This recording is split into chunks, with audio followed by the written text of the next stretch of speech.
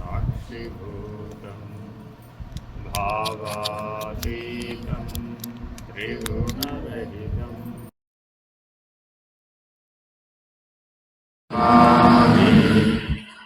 नमो ब्रह्मादिभ्यो ब्रह्मविद्या साम्प्रदायकर्तृभ्यो वंश ऋषिभ्यो महाभ्यो नमो गुरुभ्यः सर्वोपप्लवरहित प्रज्ञानघन नित्यगर्भो ब्रह्मैवाहमस्मि अहं पदार्थरहितः सदाशिवसमारम्भा व्यासशङ्करमध्यमा अस्मदाचार्यपर्यन्ता वन्दे गुरुपरम्परा। हरिः ओम् श्रीगुरुभ्यो नमः। हरिः ओम्। ॐ निर्भयानन्दाय विद्महे अचलपरिपूर्णाय धीमहि तन्नो परात्परः प्रचोदयात्। ॐ साईश्वराय विद्महे सत्यदेवाय धीमहि तन्नः सर्वः प्रचोदयात्। ॐ तत्पुरुषाय विद्महे महादेवाय धीमहि तन्नो रुद्रः प्रचोदयात्। ॐ सद्गुरुरूपाय विद्महे ज्ञानबोधामृताय धीमहि तन्नो श्रीविद्यासागरः प्रचोदयात्। ॐ स्वात्मानन्दाय विद्महे अचलपरिपूर्णानन्दाय धीमहि तन्नो देशिकेन्द्रः प्रचोदयात्। ॐ नमस्कन्दाय विद्महे ऋषिसाक्षात् धीमहि तन्नो रमणः प्रचोदयात्। हरिः ओम् श्रीगुरुभ्यो नमः। हरिः ओम्। ॐ नमो भगवते श्रीरामकृष्णाय।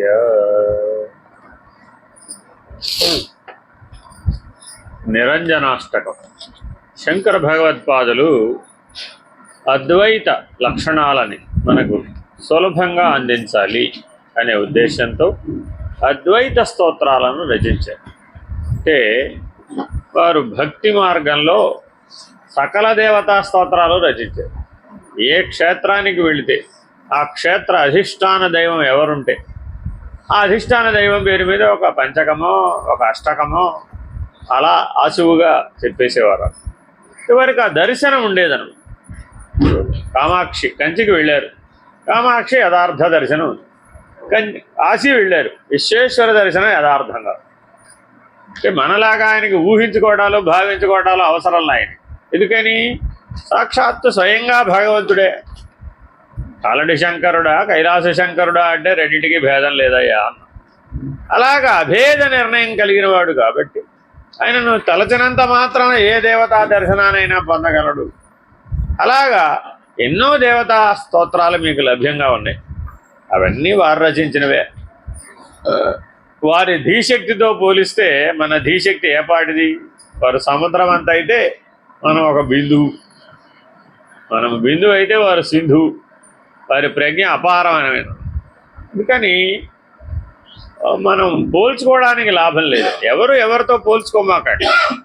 మీ బలం మీదే, మీ బలహీనత కూడా మీదే, మీ ప్రజ్ఞ మీదే, మీ వికాసం మీదే, మీ పరిణామం మీదే, మీ లక్ష్యం కూడా మీదే. అర్థమైందండి? కాబట్టి ఈ 5 రోజుల్లో మీరు అందరూ ఇంటి దగ్గర ఏవైతే మీరు సాధించలేకపోతున్నారో అవి సాధించే ప్రయత్నం చేయండి. 3 గంటలు వరుసగా కూర్చోలేకపోతున్నారండి, కూర్చోండి, ప్రయత్నం చేయండి. 6 గంటలు వరుసగా కూర్చోలేకపోతున్నారండి, ప్రయత్నం చేయండి. 12 గంటలు వరుసగా కూర్చోలేకపోతున్నారండి, చేయండి. ఇప్పుడు ప్రయత్నం సాధ్యమవుతుంది. ఎందుకని ఇక్కడ మనకేమీ విక్షేపం చెందడానికి ఏమి వేరే వేరే ఇతరత్రాలు లేవు. మీ అంతటా మీరు చెడిపోతే తప్ప మిమ్మల్ని పిలిచేవాళ్ళు ఎవరూ లేరు. మీ పక్క వాళ్ళని పట్టించుకోమాకండి. మీ చెవులు వినపడని దశలోకి మీరు లోపలికి ముడుచుకోవాలండి. ఇది గుర్తుపెట్టుకోవాలి. నేను చెప్పేటప్పుడు చాలా విషయాల్లో ఇది గుర్తు పెట్టుకోవాలని చెప్తుంటానండి. పొద్దున కూడా చెప్పే గురి గుర్తు చెప్పేవాడే గురువు. అర్థమైందండి?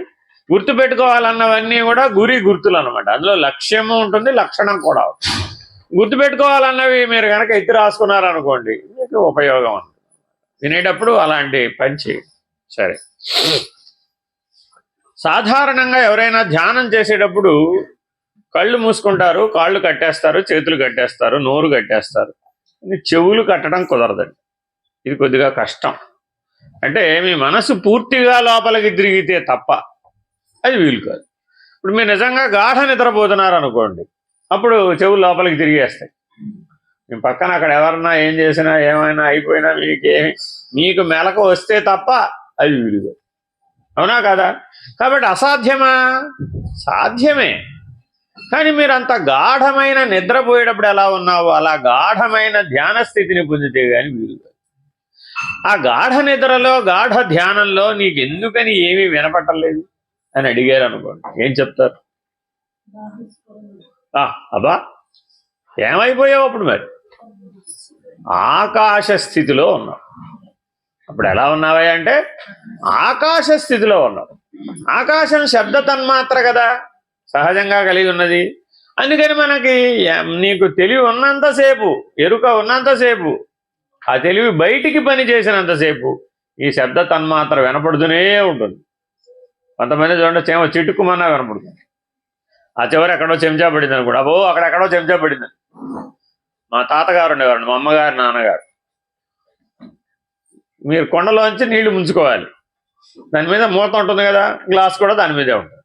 మూత తీసి గ్లాసు పెట్టి మీరు తీసుకుని చప్పుడైతే ఆయన ఎక్కడెక్కడో బయట వసారాలో కూర్చుని ఉన్న వాళ్ళకి వంటింట్లో కొండ మీద మూత తీసి మూత నీళ్లు చప్పుడైతే గ్లాసు సరిగ్గా పెట్టలేదని వసారాలో నుంచి చెప్పేవారు.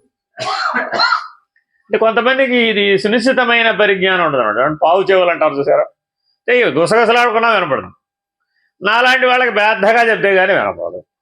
బ్రహ్మచెవుడు అన్నాడు, పుడుతూనే పెద్ద వాయిస్తో పుట్టాము. అలాగా ఒక్కొక్కరికి ఒక్కొక్క ఇంద్రియ వికాసం పూర్తిగా పూర్ణమై పుడతారు అనమాట. అందుకని ఒక జీవికి ఉన్న శక్తి మరొక జీవికి ఉండదు. మీరందరూ చూడడానికి ఒకలాగా కనపడుతున్నప్పటికీ లోపల మీరంతా వేరువేరే. మీ సూక్ష్మ శరీరంలో ఉన్న బలం వేరే. దాన్ని మీరు సద్వినియోగం చేసుకోవాలి. అప్పుడే మీకు ఇది ఉపయోగపడుతుంది. గాఢమైన ధ్యానంలో, గాఢమైన నిద్రలో సమాధి నిష్టకు సంబంధించిన లక్షణం ఉంది. తెలివి మిగిలితే, తెలివితో చేస్తే అదే పనిని, అంటే నేను ఆత్మస్వరూపుడిని, నేను ప్రజ్ఞాస్వరూపుణ్ణి, నేను సత్ చైతన్య జ్ఞాన ప్రకాశానంద స్వరూపుడననే తెలివి మిగుల్చుకుని గాఢ ధ్యానాన్ని గాఢ నిద్రగా గనక మనం పట్టుకోగలిగితే, నిలబెట్టుకోగలిగితే అప్పుడు సమాధి నిష్ట ప్రారంభమవుతుంది. సమాధి నిష్టలో మీకు అంటుకున్నవన్నీ విడిచివేస్తాయి. సమాధి నిష్ట ప్రయోజనం ఏమిటయ్యా అంటే, మనం చాలా పుట్టిన దగ్గర ఇప్పటివరకు అంటించుకున్నాం లేదా, ఆ అంటించుకున్నవన్నీ విడిపోతాయి, వదిలేస్తాయి అన్నమాట. ఓ ఉదాహరణ చెప్తాను మీకు. అయస్కాంతం ఉందనుకోండి, అయస్కాంతాన్ని మట్టిలో పొరిలించాం, ఏమైపోతుంది? ఆ మట్టిలో అప్పటిదాకా ఉన్న ఇనపరజను మీ కళ్ళకు కనపడదండి. మీరు ఎంత ప్రయత్నం చేసినా కళ్ళతో కనిపెట్టలేరు. ఎంత జల్లెడ పట్టండి, అందులో ఇనపరజను మీరు బయటికి దిగలేరు. అదే ఒక అయస్కాంతాన్ని మట్టిలో పొరిలించాం, చిన్న చిన్న రజన్ రజన్ రజన్ రజన్ అంటుకుపోతుంది. మొత్తం అయస్కాంతం కనబడకుండా చుట్టూతా ఆ ఇనప రజనంతా అంటుకుంటుంది. మీరు తీసుకుని దాన్ని బయట కనుక ఒక పేపర్ మీద కనుక వదిలిస్తే ఒక సుమారుగా 10 గ్రాములు ఇనుము మీకు లభ్యమవుతుంది. మరి మనం కళ్ళతో చూడలేకపోతున్నాగా, మీరే ఇంద్రియంతో పట్టుకోలేరండి. ఒక అయస్కాంతంతో అనేది వీలవుతుంది. అదే మట్టిలో బంగారపు రజన కూడా ఉంటుంది, కానీ ఈ అయస్కాంతం వల్ల ఆ బంగారపు రజన్ రాదు. మరి ఇది లోహమే కదండి, అది లోహమే కదండి అంటే దాని లక్షణం వేరు, దీని లక్షణం. జీవభావంతో ఉన్నప్పుడు మనం అయస్కాంతం వలె ఉంటాం, అన్నీ అంటించుకుంటాం. అవే వాసనామయం. ఏవైతే అంటినయ్యో అవే వాసనలుగా పరిణామం చెంది మన సూక్ష్మ శరీరంలో, చిత్తంలో వృత్తులుగా స్థిరపడిపోతాయి. మీరందరికీ భోజనం చేస్తారు కదా, ఇప్పుడు ఇంతమంది టిఫిన్ చేశారు కదా, అందరూ ఒకలాగానే తిన్నారా? లేదా? ఏ అందరికి ఒక వస్తువేగా పెట్టింది? పెట్టిన పదార్థం ఒకటేనా కాదా? ప్లేట్లు కూడా అందరికి ఒకటేనా కాదా? అంతా ఒకటే. కానీ మీరు తినే విధానం మార్పు, మీరు అనుభవిస్తున్న విధానం మార్పు, ఆనందానుభూతిలో కూడా మార్పు ఉంది, తృప్తిలో కూడా మార్పు ఉంది. అర్థమైందండి? తినేసిన తర్వాత ఇంకా కావాలి, ఇంకా పెడితే బాగున్నావు, అడిగితే ఏమనుకుంటారోలే అనుకునేవాడు ఒకడు. అబ్బో చాలా పెట్టేసాడండి బాబోయ్, ఇంత తినలేకపోతున్నారా బాబోయ్ అనుకున్నవాడు ఒకడు. ఉన్నా కదా? ఇంకా కావాలన్నవాడు ఒకడు, ఇక చాలన్నవాడు ఒకడు, అవసరం లేదురా బాబోయ్ అనేవాడు మరొకడు. అవునా కదా? ఈ లక్షణాలన్నీ ఎక్కడి నుంచి కలుగుతున్నాయి? ఒక ఇంద్రియానుభవం కలగగానే ఆ ఇంద్రియానుభవానికి నీ చిత్తవృత్తి ప్రతిస్పందిస్తోంది. మనలో రియాక్షన్లనే ఎక్కడ పుడతాయండి? చిత్తవృత్తులనే పుడతాయి. యాక్షన్లు కూడా ఎక్కడ పుడతాయి? మీరు పాత్రోచిత ధర్మంగా రోజు యాక్ట్ చేస్తున్నారా, చేయటం లేదా? చేస్తున్నారా? నటిస్తున్నారండి. మీరెవరు జీవించడం లేదట. అమ్మాయిగాను నటించావు, అమ్మగాను నటిస్తున్నావు, అత్తగారుగాను నటిస్తున్నావు, కోడలు గారుగాను నటిస్తున్నావు, అమ్మమ్మగాను నటిస్తున్నావు. అన్ని పాత్రల్లో నటించడమే. నటించడం అంటే యాక్షనేగా. ఆ యాక్షన్ ఎక్కడ పుట్టింది? చిత్తవృత్తిలోనే పుడుతుంది. కాబట్టి చిత్తవృత్తి అంటే ఏమిటంటే యాక్షన్ ప్లస్ రియాక్షన్. అర్థమైందండి? ఎవరైనా మీతో విసురుగా ప్రవర్తించారండి, వాడు మీ అబ్బాయే అనుకోండి, ఏం చేస్తారు? మా అబ్బాయేగా క్షమించు. పక్కింటి వాళ్ళ అబ్బాయి ఏమైపోయింది? రియాక్షన్ మారిపోయింది. చూడండి, యాక్షన్ అదే, కానీ రియాక్షన్ మారిపోయినా మారిపోలేదా? ఆలోచించండి. మీ అమ్మగారిని నేను అన్నారు, ఏమిటి ఆ కాఫీ పెట్టడం, ఆ మాత్రం కూడా చేత కదా, పెళ్ళయింది 30 ఏళ్ళు అయిపోయింది, కాఫీ పెట్టడం రాదా నీకు అని మిమ్మంది. అప్పుడు మీరేమైనా బాధపడ్డారా? ఏం బాధపడలే. నువ్వే నాకు సరిగా చిన్నప్పటి నుంచి నేర్పలేదు, పైగా ఆవిడే ఎదురు చెప్పి పుట్టు. అదే మీ అత్తగారండి, అయిపోయింది, బ్రహ్మాండం బద్దలై. ఎందుకని? చిత్తవృత్తి. కాబట్టి మీరు ఏ పాత్రోచిత ధర్మాన్ని పాటించాలన్నా ఎవరు పనిచేయాలి? మీ చిత్తవృత్తి పనిచేయాలి. చిత్తవృత్తి దేనితో పనిచేస్తుందంటే మీకు అంటుకున్న వాటితో పనిచేస్తుంది. అంజనము అంటే కాటుక. కాటుక సహజ లక్షణం ఏమిటి? అంటుకుంటుంది. అర్థమైందండి? అందుకని ఈ సృష్టిలో కొన్ని పదార్థాలు అంటుకుంటాయి. నూనె అంటుకుంటుంది చేతికి, మీరు జిడ్డు వదిలించుకోవాల్సిందే. నెయ్యి పట్టుకున్నారండి, అంటుకుంటుంది. అప్పుడు కూడా కడుక్కున్నప్పుడు దాన్ని జాగ్రత్తగా కడగాల్సిందే. తేనె, అది కూడా చేతికి అందుకుంటుంది. అర్థమైందండి? ఇలాంటి పదార్థాలు చాలా ఉన్నాయి. మీరు కాటుక పెట్టుకున్నారండి, అప్పుడు కూడా అంతే, చేతికి అంటుకుంటుంది. సాధారణంగా పెళ్లి కూతుర్ని పెళ్లి కొడుకుని చేశారండి, మొదటి పని ఏం చేస్తారు? తలంటుతారు, అంజనం పడతారా లేదా? నూనె ఏదో పెడతారు, పెట్టి వాడిని స్నానం చేయిస్తారు. స్నానం చేసి రాగానే ఏం చేస్తారు? కళ్ళకు కాటుక, బొగ్గన చొక్క, నుదుటన తిలకం. అంటేట్టు పెట్టాలంటారా, అంటకుండా పెట్టాలంట? అంటేట్టు పెట్టాలా, అంటకుండా పెట్టాలా? ఒకవేళ ఎవరన్నా అంటకుండా పెట్టారే అనుకోండి, వెంటనే మీరు ఏం చేస్తారు? పక్కన ఉన్నవాడు ఏంటో పెట్టడం అని వెళ్ళి సరి చేస్తాడు కూడా. ఊరుకోరండి. దీన్ని బట్టి ఏం తెలిసింది? గృహస్థాశ్రమం అంతా దేంతో ప్రారంభమైంది? అంటించుకోవడంతో ప్రారంభం. సన్యాసాశ్రమం దేంతో ప్రారంభం అవుతుంది? వదిలించుకోవడం. బాగా తెలిసింది, తిరుగులేదు. అందుకని ఎవరైతే సన్యాసాశ్రమ ధర్మంతో జీవిస్తారో వారు నిరంజనులు. నిత్య జీవితంలో మానవుడు 4 ఆశ్రమ ధర్మాలతో జీవించాలి. ఏదో ఒక ఆశ్రమంతో నేను సరిపెట్టుకోమని వేదం చెప్పలేదు. పుడుతూనే ఎవరు కూడా గృహస్థగా పుట్టడం లేదు, బ్రహ్మచర్యంతో పుడుతున్నాం. తర్వాత ఈ వాసనామయమైనటువంటి ప్రపంచంతో అంటించుకుని తిరుగుతున్నాం. బాగా ఉన్న వాసనలు ఖర్చు చేసుకుంటున్నాం, కొత్త వాసనలు పోగు చేసుకుంటున్నాం. సరే, జీవించావు మొహం వచ్చింది. ఇప్పుడు ఏం చేయాలిగా? వదిలించుకోవాలి. వదిలించుకోవాలంటే మరి అంటించుకున్నామని అంత తొందరగా వదిలేస్తాయా? దానికంటే జిడ్డైన దాన్ని వాడితే, సబ్బు కూడా దేంతో తయారు చేసాం? వాటితోనే, ఈ వస్తువులతోనే తయారు చేస్తాం. సబ్బు కూడా చూడండి, సబ్బు వాడితే, సర్ఫు వాడితే మీకేమైంది? దానికంటే తక్కువ జిడ్డైనది వదిలిపోయింది. అంతేనా కాదా? నూనె కానీ నెయ్యి కానీ మీరు ఏదన్నా వాడండి, సబ్బు సర్ఫ్ చేతిలో ఉంటే విమ్ము చేతిలో ఉందనుకోండి, మీరు దేనైనా వదిలించేస్తారు. అవునా కదా? అంటే దాని అర్థం ఏంటి? దానికంటే బలవత్తరమైన దాన్ని మనం స్వీకరిస్తే బలహీనమైనది వదిలేస్తుంది. ఇది సృష్టిలో మనందరికీ తెలిసిన పనే కదా. రోజు మీరు ఉదయం చేసే పని అదే. అంట్లు దోమాలంటే ఏం చేయాలి? ఓ బలవత్తరమైన ఆయుధాన్ని చేతిలో పట్టుకుని బలహీనమైన దాన్ని వదిలిస్తారు. ఈ బయట చేయమంటే ఈ పని బాగా చేస్తున్నారు, కానీ లోపల చేయమంటే లోపల కూడా అదే ఉంది. ఆ చిత్త వృత్తులన్నీ లోపల అంటుకుని ఉన్నాయండి. వాటికంటే బలవత్తరమైన దాన్ని ప్రయోగించి వాటిని వదిలించడమే సన్యాసాశ్రమ ధర్మంలో మొదటి పని. అర్థమైందండి? కాబట్టి తల్లి గర్భంలో మనం పిండ శరీరంతో ప్రారంభమయ్యాం. అందుకని సన్యాసాశ్రమ ధర్మం స్వీకరించేటప్పుడు ఎవరి పిండం వారే పెట్టుకుంటారు. ఆ రోజుతో ఆయన ఆధార్ కార్డు తీసేశారు. No identity. తన ఐడెంటిటీని తానే మొదట కోల్పోయాడు. నేనున్నాను అంటానికి వీలుగాడు. అలా ఉన్నవాడెవడో వాడు సన్యాసానికి అర్హుడు. అప్పటికి సన్యాసం ఇవ్వలే. అర్థమైందండి?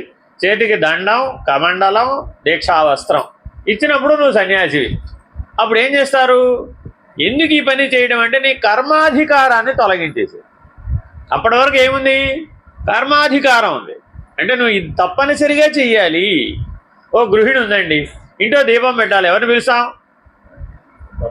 ఆవిడనో ఆయనో పిలుస్తాం, అంతే. గృహ యజమానినో ఆయన, లేకపోతే వాళ్ళ ఆవిడనో పిలుస్తాం. అమ్మ రామకు దీపం పెట్టమ్మా అంట. అంతేనా కదా? ఏ ఆవిడని ఎందుకు పిలవాలి? కర్మాధికారం. కర్మాధికారం అంటారు దీన్ని. కాబట్టి ప్రతి ఆశ్రమ ధర్మము కూడా విహిత కర్మను అనుసరించి అధికారాలు ఏర్పరచబడ్డాయి. అంటే బ్రహ్మచారి ఎలా జీవించాలి, గృహస్థ ఎలా జీవించాలి, వానప్రస్థ ఎలా జీవించాలి, సన్యాసి ఎలా జీవించాలి. సన్యాసం అంటే తనకు తానే అన్ని పాత్రలను, అన్ని కర్మాధికారాలను త్యజించడం. ఏమని త్యజించడం? అవసరం లేదని, ఇంకా కావాలని కాదు. అర్థమైందండి? ఇంకా కావాలంటే త్యజించేది ఏముంది? అవసరం లేదని త్యజించాలి. ఎందుకంటే వాటి ప్రయోజనం సిద్ధించింది కాబట్టి. ఎందుకు వదిలేశాడయ్యా అంటే వాటి ప్రయోజనం సిద్ధించింది. ఏమిటి సిద్ధించింది? అవి బాగా అంటుతాయని బాగా తెలిసింది. ఏమిటయ్యా వాటి ప్రయోజనం అంటే కర్తృత్వ భోక్తృత్వ రూపాలలో చిత్త వృత్తుల రూపంలో బాగా అంటినాయి. మరి ఇప్పుడు ఏం చేయాలి? బాగా వదలాలి. ఈ వదిలించుకోవడం రెండు రకాలు. ఒకటి ఏమిటయ్యా? అదే నిన్ను వదిలేయటం. రెండు నువ్వు వదిలించుకోవడం. ఈ రెండు పద్ధతులు సమంజసమే. జ్ఞాన మార్గంలో రెండు పద్ధతులు ఉంటాయి. ఒకటి ఏమిటయ్యా అంటే బాగా వేడి వేడి గిన్నె ఉందనుకోండి, మీరు కళ్ళతో తెలుసుకోవచ్చా? చూసి తెలుసుకోవచ్చా? పొయ్యి మీద బాగా గిన్నె ఖాళీ తీసి పక్కకు పెట్టారండి ఎవరో. చూశారు మీరు, చూపులతో తెలుస్తుందా? తెలీదుగా. వెళ్ళి పట్టుకున్నాం, చెయ్యి కాలింది బాగా. అప్పుడు ఆ కాలే గిన్నెని ఎంతసేపు పట్టుకుంటావు? వెంటనే వదిలేస్తావా? ఏమైనా సరే పట్టుకుంటానంటావా? వదిలేస్తావా? ఇప్పుడు నువ్వు వదిలేసావా? అది నిన్ను వదిలేసిందా? నువ్వు వదిలేసావా? అది నిన్ను వదిలేసిందా? నువ్వే వదిలేసావు. అలాగా బాధితం అవ్వడం ద్వారా, చిత్తవృత్తుల చేత నీవే బాధించబడడం ద్వారా నీవు వాటిని వదిలేస్తావు. ఇదొక పద్ధతి. ఇది కూడా కర్మ మార్గంలో భాగమే, కానీ దీంట్లో జ్ఞానం బలంగా వస్తుంది. ఇక చాలు బాబోయ్ అని ప్రతి క్షణం అంటాడు. ఇంకా కావాలి, అవసరం లేదు కాదు. ఏమంటాడు ఇప్పుడు? బాధితమైనప్పుడు ఇక చాలు బాబోయ్, ఏ జన్మకి వద్దునైనా. ఎవరైనా కావాలని జైలు శిక్ష స్వీకరించే వాళ్ళు ఉన్నారా? ఒకరికి ఏదో అపచారం చేశాడండి, అపరాధం చేశాడు, న్యాయస్థానం వారు వారికి శిక్ష వేశారు. ఏమోనండి వాడు అమాయకుడు, వాడిని వదిలేండి, వాడి బదులు ఆ శిక్ష నాకు వేయండి అనేవాళ్ళు ఎవరైనా ఉన్నారా? ఎవరు అట్లా తీసుకోరు కదా. ఎందుకని? ఆ శిక్ష బాధితం అవుతుంది కదా, అప్పుడు మరి ప్రయోజనం లేదుగా.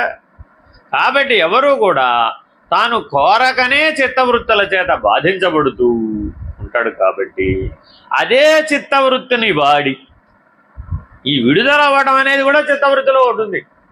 సంకల్ప, వికల్ప, విపర్యయ, స్మృతి, నిద్ర. ఇందులో విపర్యయం అనే వృత్తి ఉంటుంది. ఈ విపర్యయం అనే వృత్తిని బాగా వాడితే అన్ని వృత్తుల్ని వదిలేయచ్చు. కానీ ఆ వృత్తి చేత నువ్వు బాధించబడితే తప్ప ఆ విపర్యయం పనిచేయదు. అర్థమైందండి? నువ్వు పరమాత్మ మనకి ఇప్పుడు పరిష్కారాన్ని ఇవ్వలేదా? ఇచ్చాడు. అయ్యో ఇవ్వకపోవడమే. ఆరోగ్యం కావాలా అనారోగ్యం కావాలా? ఎవరికైనా ఆరోగ్యం కావాలా అనారోగ్యం కావాలా? ఏది కావాలన్నా చెత్త వృత్తే. కావాలంటున్నావు,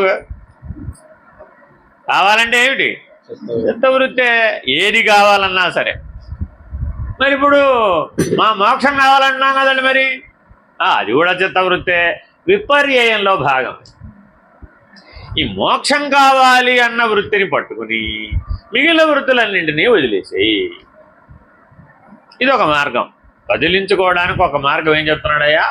నిరంజనం అంటే వదిలించుకోవడం ఎలాగో చెప్పాలి. ఇంతకీ అది గొడవ. అంజనం అంటే అంటుకుంటుంది కదా, అంటుకున్న వాటి అన్నింటినీ ఏ లక్షణాన్ని పట్టుకుని నువ్వు వదిలించుకోవచ్చు అనేది తెలుసుకోవాలి. దాన్ని తెలుసుకోవాలి అంటే నాకు మోక్షమే కావాలి అన్న ఒక వృత్తిని పట్టుకుని సకల వృత్తులను నువ్వు వదిలేయవచ్చు. వదిలేసినప్పుడు నిన్ను ప్రపంచం ప్రశ్నిస్తుంది. ఏమిటయ్యా, సరిగ్గా చూడాలా అక్కర్లేదా, చెయ్యాలా అక్కర్లేదా, నీ బాధ్యత ఉంది కదా అన్నాడు అనుకోండి. సమాధానం ఈయన ఏం చెప్తాడటంటే మోక్షం కావాలి అంటాడు. అంతే. ఇప్పుడు సమాధానం చెప్పినట్టా చెప్పనట్టా? చెప్పినట్టే. ఇంకేం సమాధానం చెప్పడండి, ఈ ఒక్క మాటే చెప్తాడు. నేను మోక్షం కోసమే జీవిస్తున్నాను, మోక్షం మాత్రమే కావాలి నాకు, అంతే, మిగిలినవి నాకు అవసరం లేదు అని మళ్ళీ ఇంత పొడుగు చెప్పక్కర్లేదు. ఏం చెప్పాలి? మోక్షార్థం కురు చిత్తవృత్తిమఖిలం. అయినా చిత్తవృత్తులన్నింటినీ మోక్షార్థమే నేను వాడతాను, అంతే. ఏది ఏ యాక్షన్ కావచ్చు, ఏ రియాక్షన్ కావచ్చు, దేనికోసం వాడతాను? మోక్షార్థమే వాడతాను అని నియమం పెట్టుకో.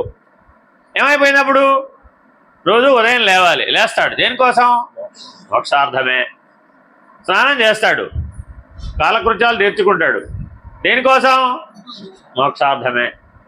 తింటాడు, దేనికోసం? మోక్షార్థం. పడుకుంటాడు, దేనికోసమే? ఏదన్నా చేయనండి, any action and any reaction. శ్వాస తీసుకుని వదిలిపెడతాడు, దేనికోసం? మోక్షం, మోక్షం, మోక్షం. ఎంతగా కలవరిస్తాడయ్యా అంటే తానా మోక్ష స్వరూపుడు అయ్యేటంతగా. ఈ ఒక్కదానికోసమని యద్భావం తద్భవత్ అన్న సూత్రాన్ని పెట్టారండి. మనం దాన్ని పట్టుకెళ్ళి ఎక్కడ పడితే అక్కడ వాడేసి. అంటే అర్థం ఏమిటి? ఒక పెద్ద ముళ్ళు పట్టుకుని వస్త్రంలో చిక్కుకున్న పల్లేరుకాయలు అన్నింటినీ తీసిపడేసే విధానం కోసమని యద్భావం తద్భవత్ అన్న సూత్రం చెప్పారు. కానీ ఇప్పుడు దాన్ని దేనికి వాడేస్తున్నారు మీరు? ప్రతి కర్మకి వాడేస్తున్నారు, ప్రతి వృత్తికి వాడేస్తున్నారు, ప్రతి సంస్కారానికి వాడేస్తున్నారు, ప్రతి జీవభావానికి వాడేస్తున్నారు. అప్పుడు అవన్నీ అంటుకుంటాయి కదా. మరి అప్పుడు ఆ యద్భావం తద్భవతి వల్ల ప్రయోజనం ఏముంది? ఉపయోగం లేదు కదా. కాబట్టి మోక్షార్థం కురు చిత్తవృత్తి అఖిలం, ఇది ఒక సూత్రం. ఈ విధానంలో జీవించి నీవు అన్నింటిలో నుంచి విడుదల కావచ్చు. అంటకుండా ఉంటే ఏది నిన్నేమీ చేయలేదు. ఉదాహరణ చెప్తాను. పంచభూతాల వల్ల మీకు ఏమైనా ప్రమాదం ఉందా లేదా? అసలు నాకు మొదటి ప్రమాదం ఆకాశం వల్లేనండి అన్నాడు ఒక ఆయన. ఏం చేద్దాం ఇప్పుడైతే? ఆకాశం లేని చోటుకి తీసుకెళ్ళి వదిలిపెట్టాలి నీకు, అది వీలవుతుందా? వీలు కాదు కదా. ఆయన లోపల కూడా ఏముంది? ఆకాశమే. ఆయన బయట కూడా ఏముంది? ఆకాశం. ఇప్పుడు ఆకాశం వల్ల నాకు ప్రమాదం ఉందంటే ఏం చేద్దాం అంటే ఆ ప్రమాదం భ్రాంతి చేత ఏర్పడిందే తప్ప నిజంగా ఏమీ అక్కడ ప్రమాదం ఏమీ లేదు. కొండలో ఉన్న ఆకాశం, కొండ బయట ఉన్న ఆకాశం చేత బాధించబడింది. అది బాధితమయ్యేటప్పటికి కొండ పగిలిపోయింది, అంతే. ఏమిటయ్యా మరణం అంటే? కొండ లోపల ఉన్న ఆకాశం కొండ బయట ఉన్న ఆకాశం చేత బాధితమైన అవడం వలన ఆ ప్రెషర్ తట్టుకోలేక కొండ బద్దలైపోయింది. ఆకాశం ప్రెషర్ తట్టుకోలేక మరణానికి ఇంత సింపుల్ నిర్వచనం ఇచ్చారు. మరి ఇప్పుడు ఇటువంటి దృష్టి మనం కలిగి ఉన్నట్లయితే, అంటే నేను బ్రహ్మస్వరూపుడనే అనే జ్ఞాన దృష్టి కలిగినట్లయితే నిన్నేది అంటుకోదు. ఎందుకని? నువ్వు పంచభూతాలకి అవతలు ఉన్నవాడి, సృష్టికర్తవి, సర్వసాక్షివి, సర్వవ్యాపకుడవు. ఇంకా నిన్ను ఎలా అంటుతుంది? ఇంకా నిన్నేది అంటలేదు. ఇది రెండవ మార్గం. మొదట చెప్పింది ఏమిటి? కర్మ మార్గం. అర్థమైందండి? మోక్షార్థమే చేస్తాను, చేయడం ఉందా లేదా ఇప్పుడు అక్కడ? కాబట్టి కర్మ మార్గం. లోపలైనా సరే ఒక ఆలోచన చేసాడండి, ఆ ఆలోచన మోక్షార్థమే అయితేనే ఆలోచిస్తాడు, లేకపోతే ఆలోచిస్తాడు. ఫలానా ఆయన అక్కడికి ఎందుకు వెళ్ళాడంటావు అని ఈయన ఒక ఆయన్ని అడిగాడు. ఏమైంది అప్పుడు? ఈయన ఆలోచించినప్పుడే మోక్షార్థం అని అనుకున్నప్పుడు ఆ ఆలోచన అక్కడే రిజెక్ట్ చేయబడింది కదా. అప్పుడు నువ్వు పక్కవాడికి చెప్పి అంటూ వ్యాధిలాగా దాన్ని పాకించవలసిన అవసరం లేదు కదా. ఇలా మనలో ఏమైపోతుందట, ఒకరి నుంచి ఒకరికి ఈ అంటు వ్యాధి ప్రబలిపోయింది. కాబట్టి చాలా జాగ్రత్తగా ఈ రెండు మార్గాలని ఉపయోగించాలి. అంతర్ముఖంలో విదిలించుకోవడానికి బ్రహ్మజ్ఞానాన్ని వాడాలి, బహిర్ముఖంలో విదిలించుకోవడానికి మోక్షార్థం అనేటటువంటి వృత్తిని స్వీకరించాలి. అలా ఎవరైతే స్వీకరిస్తారో దీన్ని బ్రహ్మాకార వృత్తి అంటారు. ఈ రెండు కలిపితే దానికి ఏమని పేరండి? బ్రహ్మాకార వృత్తి. అంతర్ముఖంలో ఏమనుకోవాలి? బ్రహ్మైవాహమిదం జగచ్చ సకలం చిన్మాత్ర విస్తారితం సర్వం జైదద విద్యయా త్రిగుణయా శేషం మయా కల్పితం.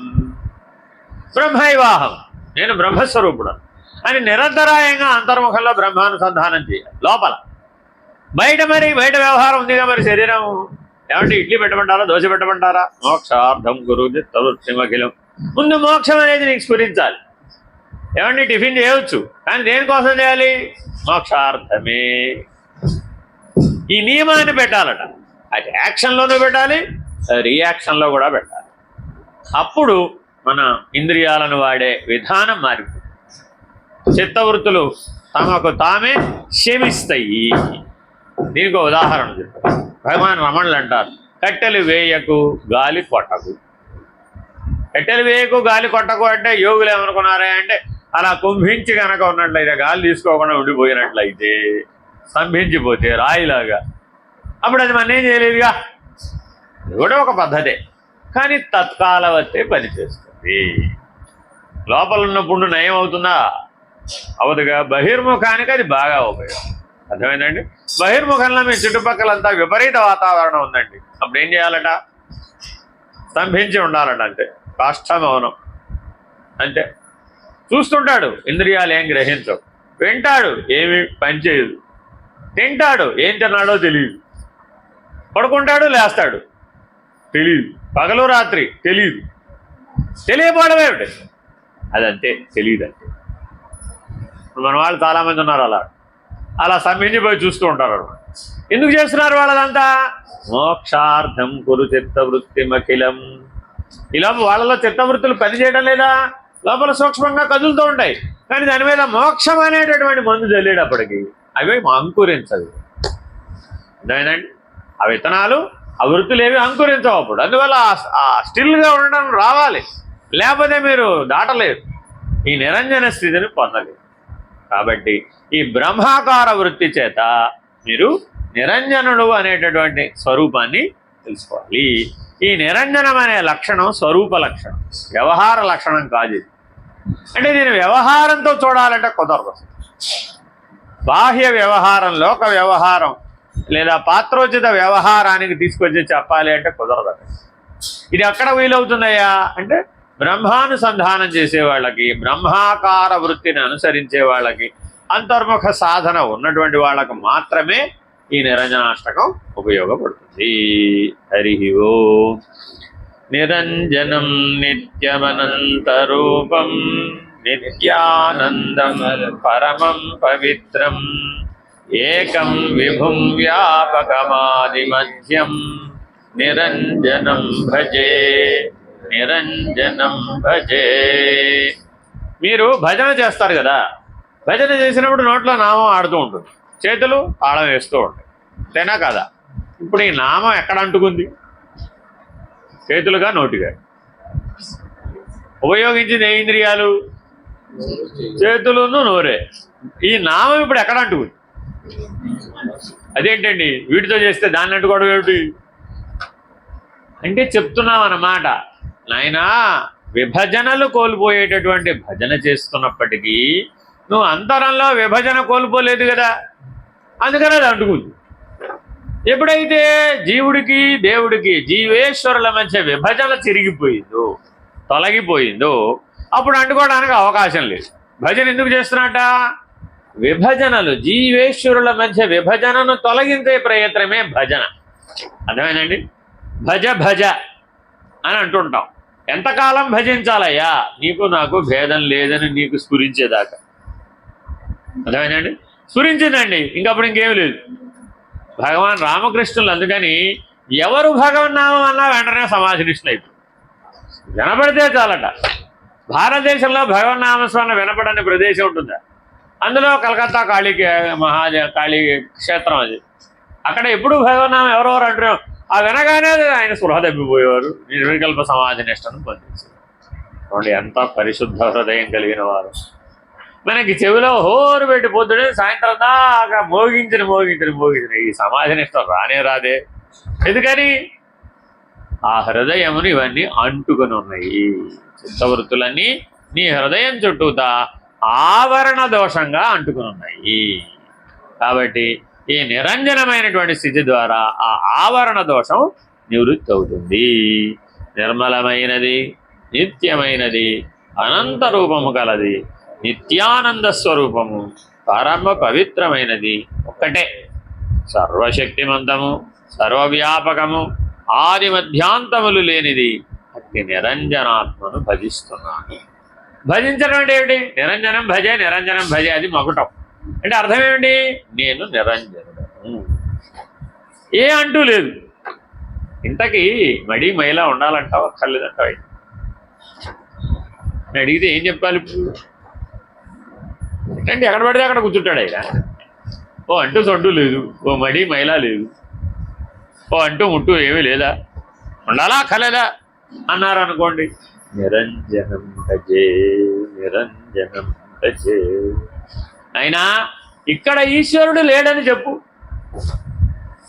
అక్కడ నేను అంటుకోకుండా ఉంటాను. ఇక్కడ ఈశ్వరుడు లేడని చెప్పగలవా? చెప్పలేవుగా.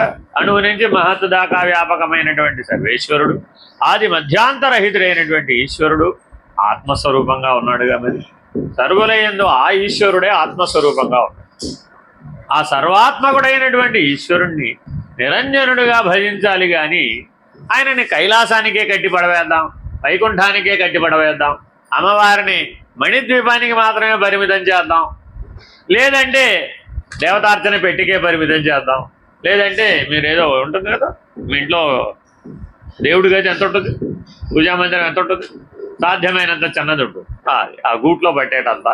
ఎందుకనంటే తలుపు వేసేయాలి కదా, తలుపు వేసేయాలి, తాళం వేసేయాలి. ఎందుకని? దేవుడు చూస్తే మళ్ళీ మనం చాలా పనులు చేయలేము. దేవుడు చూడకుండా అయితే చేసేయచ్చు. మన తెలివితేటలు ఇవి. ఇప్పుడు ఈ తెలివితేటల్లో ఉన్నవాడిని ఎక్కడికి తీసుకెళ్లాలన్నా?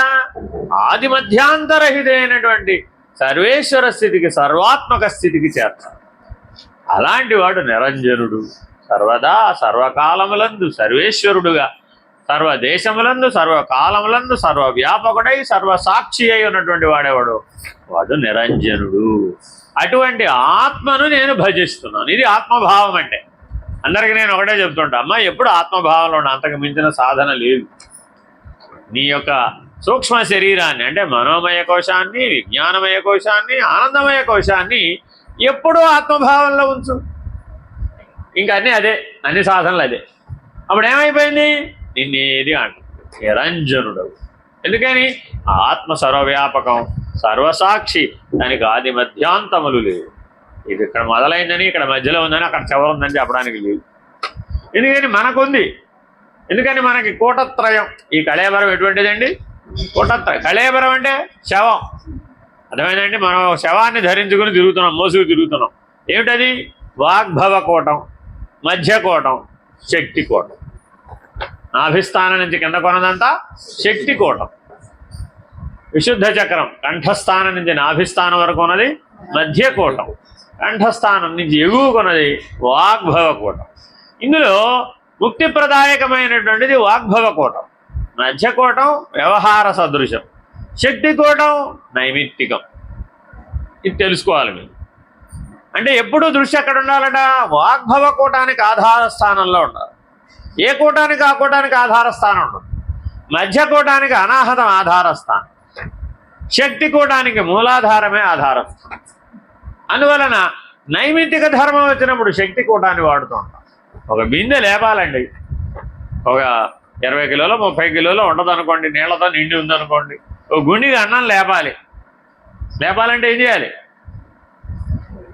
వాగ్భవ కూటాన్ని వాడదామంటారా? ఓ నమ శివాయ లే పైకి అంటే లేస్తుంది, అది లేవు. అప్పుడు ఏ కూటాన్ని వాడాలి? శక్తి కూటమును వాడాలి. కానీ ఈ శక్తి కూటానికి శక్తినివ్వగలిగిన శక్తి వాగ్భవ కూటానికి. అర్థమైందండి? భగవన్నామస్మరణ చేస్తూ ఎత్తితే ఆ శ్రమ నీకు తెలియటం లేదు. అర్థమైందండి? ఎందుకని? కర్తృత్వాన్ని త్యజిస్తాం. కాబట్టి కర్తృత్వ భోక్తృత్వాలను త్యజించాలి అంటే ఈ వాగ్భవ కూటం అనే వికాసం పూర్తిగా అయిన వాడై ఉండాలి. బుద్ధి వికాసం, ప్రజ్ఞా వికాసం, చైతన్య వికాసం పూర్తయిన వాడై ఉండాలి. వాడికి ఆత్మభావం అత్యంత సులభం. అర్థమైందండి? ఈ ఊపిరి వ్యవహారం అంతా మధ్య కూటం. ఈ వాగ్భవ కూటం నుంచి ఈ శక్తి కూటానికి శక్తిని ఎలా ప్రసరించాలి? మరి ఈ మధ్య కూటాన్ని ఉపయోగించుకొని ప్రసరించాలి. అప్పుడేం చేస్తున్నారు? మరి మీరు పిల్లాన్ని ఎత్తుకోవాలండి, ఏం చేస్తారు? 1 రోజు 2 రోజులు పిల్లాన్ని ఎత్తుకోవాలండి. అప్పుడు ఏమైనా ఊపిరి బిగబట్టాలంటారా? అవసరం లేదా? ఎందుకని? అయ్యో అంటే బరువు అయింది. బరువు ఎప్పుడైతే అయిందో అప్పుడు నువ్వు ప్రాణాన్ని స్వాధీనం చేసుకోవాల్సిందే, ఉపయోగించవలసిందే. నీకు అనుకూలంగా ప్రాణాన్ని ఉపయోగిస్తే తప్ప వీలు కాదు. ఒక కార్య ప్రచోదనం కోసమని ప్రాణాన్ని వాడుతున్నాం. అప్పుడేమైంది? శారీరక బలం, ప్రాణబలం, మనోబలం, బుద్ధిబలం, ఈ 4 బలాలని ఒకే సూత్రం మీదకి తెచ్చేసావు. అప్పుడు ఆ పని సులువైపు. అర్థమైందండి? కారు నడపాలంటే కారును మొయ్యాలా అక్కర్లేదా? అదేమిటి? శరీరాన్ని నడపాలంటే శరీరాన్ని మొయ్యాలా అక్కర్లేదా? అట్లాగే కారు నడపాలంటే కారును మొయ్యాలి కదా. నిజానికి నువ్వు శరీరాన్ని మోయటం లేదు, నీ శరీరాన్ని భూమి మోస్తుంది. కాబట్టే నీ శరీరం బరువు నీకు తెలియడం లేదు. ఎప్పుడు తెలుస్తున్నాయి అంటే నువ్వు ఇందులో తప్పుగా నాకు తెలుసు. అప్పుడు 4 కావాలి దాన్ని మోయటానికి. ఇప్పుడు ఒక్కడవే సులభంగా అటు ఇటు తిరిగేస్తున్నావు కదా. మరి నువ్వు అందులో తప్పుకుంటే దాన్ని మొయ్యాలంటే ఒకరి వల్ల అవదాం లేదు, 4 కావాలి. 4 కూడా ఆపసోపాలు పడుతూ పట్టుకెళ్తారు, మార్చుకుంటూ ఉంటారు. పైగా బుధం మార్చుకుంటూ ఉంటారు, అటు ఇటు కింద పెడుతుంటారు, తెచ్చు కంటిన్యూస్గా పట్టుకోమనండి. చూద్దాం మీకు ఈ అనుభవం ఎప్పుడు తెలుస్తుందంటే పిల్లాడిని నిద్రపోయినప్పుడు ఎత్తుకోండి చూద్దాం. పిల్లాడిని నిద్రపోయినప్పుడు ఎత్తుకోలేరండి. మీరు ఆడుకుంటున్నంతసేపు, తెలివితో ఉన్నంతసేపు, మేలుకొన్నంతసేపు మీరు ఎత్తుకోగలరు. కానీ మీరు ఎత్తుకోగానే వాడు ఎదురవుతాడు. చూసుకోండి, మీరు కావాల్సి వస్తుంది. పిల్ల ఎత్తుకోగానే వాడు ఏం చేస్తాడంటే హాయిగా భుజం మీద తొలవాల్సి ప్రశాంతంగా పడు. వాడి బరువు రెట్టింపు కాదు 4 రెట్లు అయిపోతుంది. ఈవిడేమో ఎప్పుడు దించుదామో దించగానే వాడు కయ్యని ఏడుస్తాడు. సరిపోయింది ఇప్పుడు. అందుకని పరమాత్మ ఏం చేశాడు? ఇప్పుడు పిల్లల రూపంలో మనకి సహనశీలత లేకపోతే వస్తుందంటావా? కాదుగా. కాబట్టి గృహస్థాశ్రమమే వృధా కాదు. ఈశ్వర లక్షణాలు నేర్చుకోవడానికి అది కూడా ఉపయుక్తమే. కాకపోతే వచ్చిన తగాదా ఏమిటి? నిరంజనం భజేగా ఉండవు, అంజనం అంటించుకోబోతూ ఉండవు. గృహస్థాశ్రమం అంతా కూడా నాది నాది నాది నాది అంటూ అంటించుకో. కాబట్టి అవన్నీ కూడా ఆత్మభావంతో ఉండి విడిపించుకో. ఎందుకంటే అది ఒక్కటే నిర్మలమైనది. ఆత్మభావం ఒకటే నిర్మలమైనది. సదా నిరంజనం నిర్మలం. ఇందులో అన్ని నకార ప్రత్యయంతో ఉన్న లక్షణాలను ఏకరువు పెడతారండి. మానవుడు ఎప్పుడూ కూడా తన స్వరూపానికి నకార ప్రత్యయంతో వాడబడిన లక్షణాలన్నీ ఉపయోగించుకోవాలి. ఎక్కడెక్కడైతే సకార లక్షణంతో వాడతామో అక్కడేమో అంటుకుంటాయి, ఎక్కడైతే నకార లక్షణంతో వాడతామో అక్కడ విడిపోతాయి. అర్థమైందండి? సగుణం అన్నాం అనుకోండి, ఏమైపోయింది? అక్కడ గుణాలు అంటుకున్నాయి. నిర్గుణం అన్నామండి, అప్పుడేమైంది? వదిలేసి. సాకారం అన్నామండి, అప్పుడేమైంది? ఆకార లక్షణాలన్నీ వచ్చేది. నిరాకారం అన్నాం, అప్పుడు ఆకారం లేవు, వదిలేసి. కాబట్టి నకార ప్రత్యయంలో ఉన్న గొప్ప లక్షణం అన్నమాట. నిరంతరాయంగా ఈ నకార ప్రత్యయంతో ఉన్నటువంటి ఆ లక్షణాలని నిరంజనాష్టకంలో బాగా శంకర్లు మనకు అందించారు. ఈ నకార ప్రత్యయంతో ఉన్న లక్షణాలే స్వరూప లక్షణాలు. ఇవి బ్రహ్మానుసంధానానికి చాలా ఉపయోగం. రెండవది నిర్వికారం, నిరహంకారం, నిర్గుణం, నిర్వాణ సుఖస్వరూపం, ఏకం సదా సర్వగతం సుశాంతం, నిరంజనం భజే నిరంజనం భజే. వికారములు లేనిది, అహంకారము లేనిది, గుణములు లేనిది, మోక్ష సుఖస్వరూపం, ఎల్లప్పుడూ ఒకటే, అన్నిటా వ్యాపించినది, అతి శాంతమైనది, అట్టి నిరంజనాత్మను భజిస్తున్నాను. మనకేదైనా సుఖం కలిగినప్పుడు ఆ సుఖం మనకి మరలా కావాలని అనిపిస్తుందా లేదా? అనిపిస్తుందా? అనిపించడం లేదా? ఉదాహరణ చెప్తాను. ఒక పాయసం వండింది ఒక ఆవిడే, ప్రసాదం వండితే బాగుండాలంటే ఏం చేయాలి? దాంట్లో పాయసం బాగుండాలంటే ఏం చేయాలి? మరింత నెయ్యి వేయాలి, మరింత ఏదో మధురం వేయాలి. తర్వాత ఏం చేయాలి? ఇంకా ఆ డ్రై ఫ్రూట్స్ అన్నీ బాగా నేతిలో వేయించి అందులో వేసేసి. ఎందుకండి వేయించడం?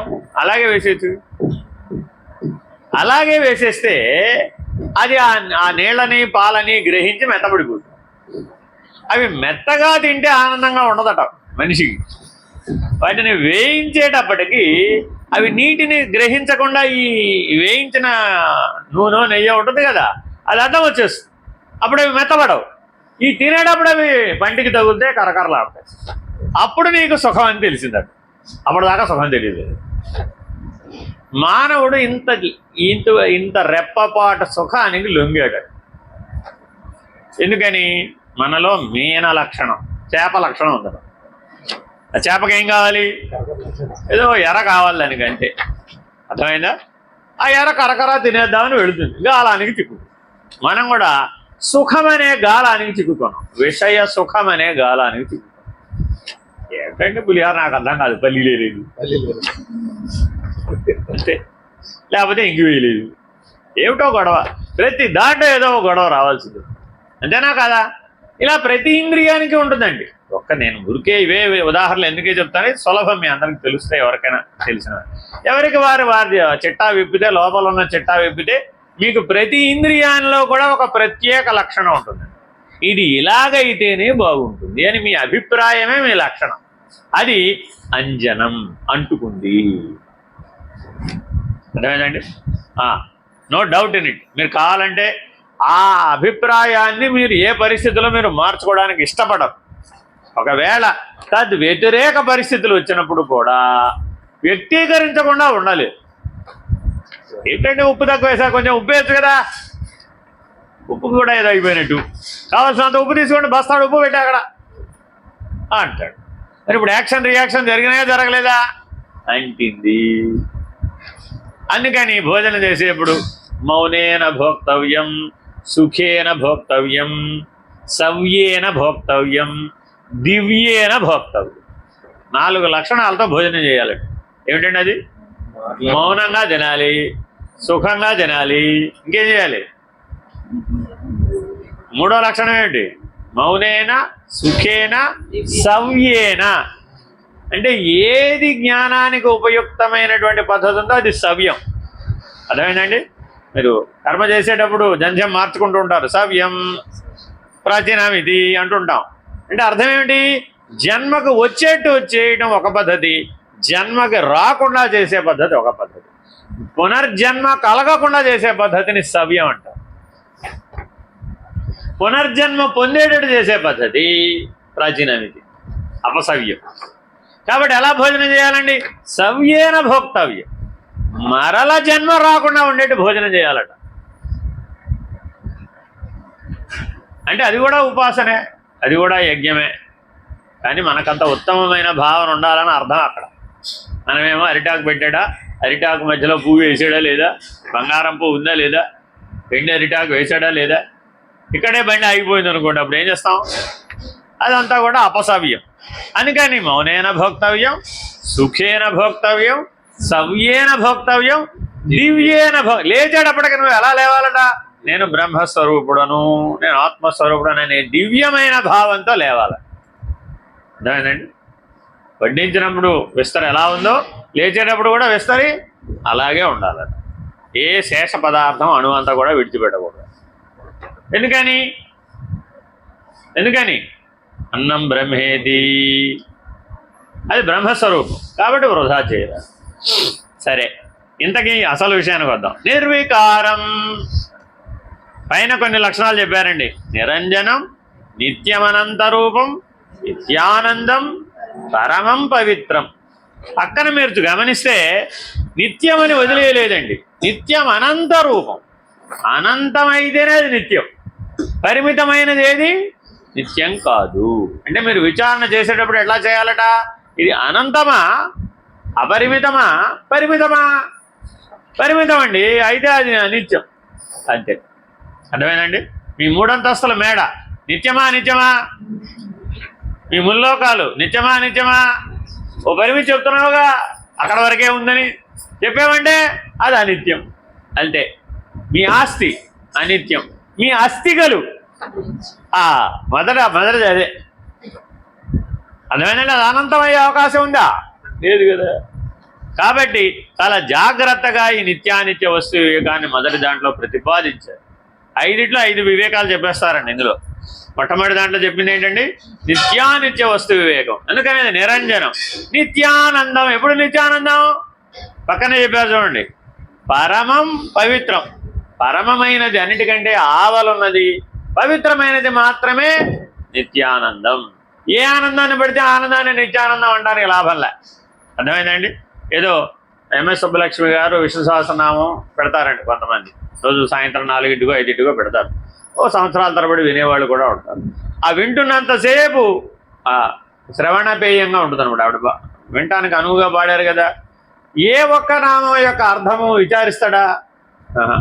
మరల తర్వాత వచ్చే సాయంత్రమే వినేది. మధ్యలో 24 గంటలు టైం ఉంటుంది.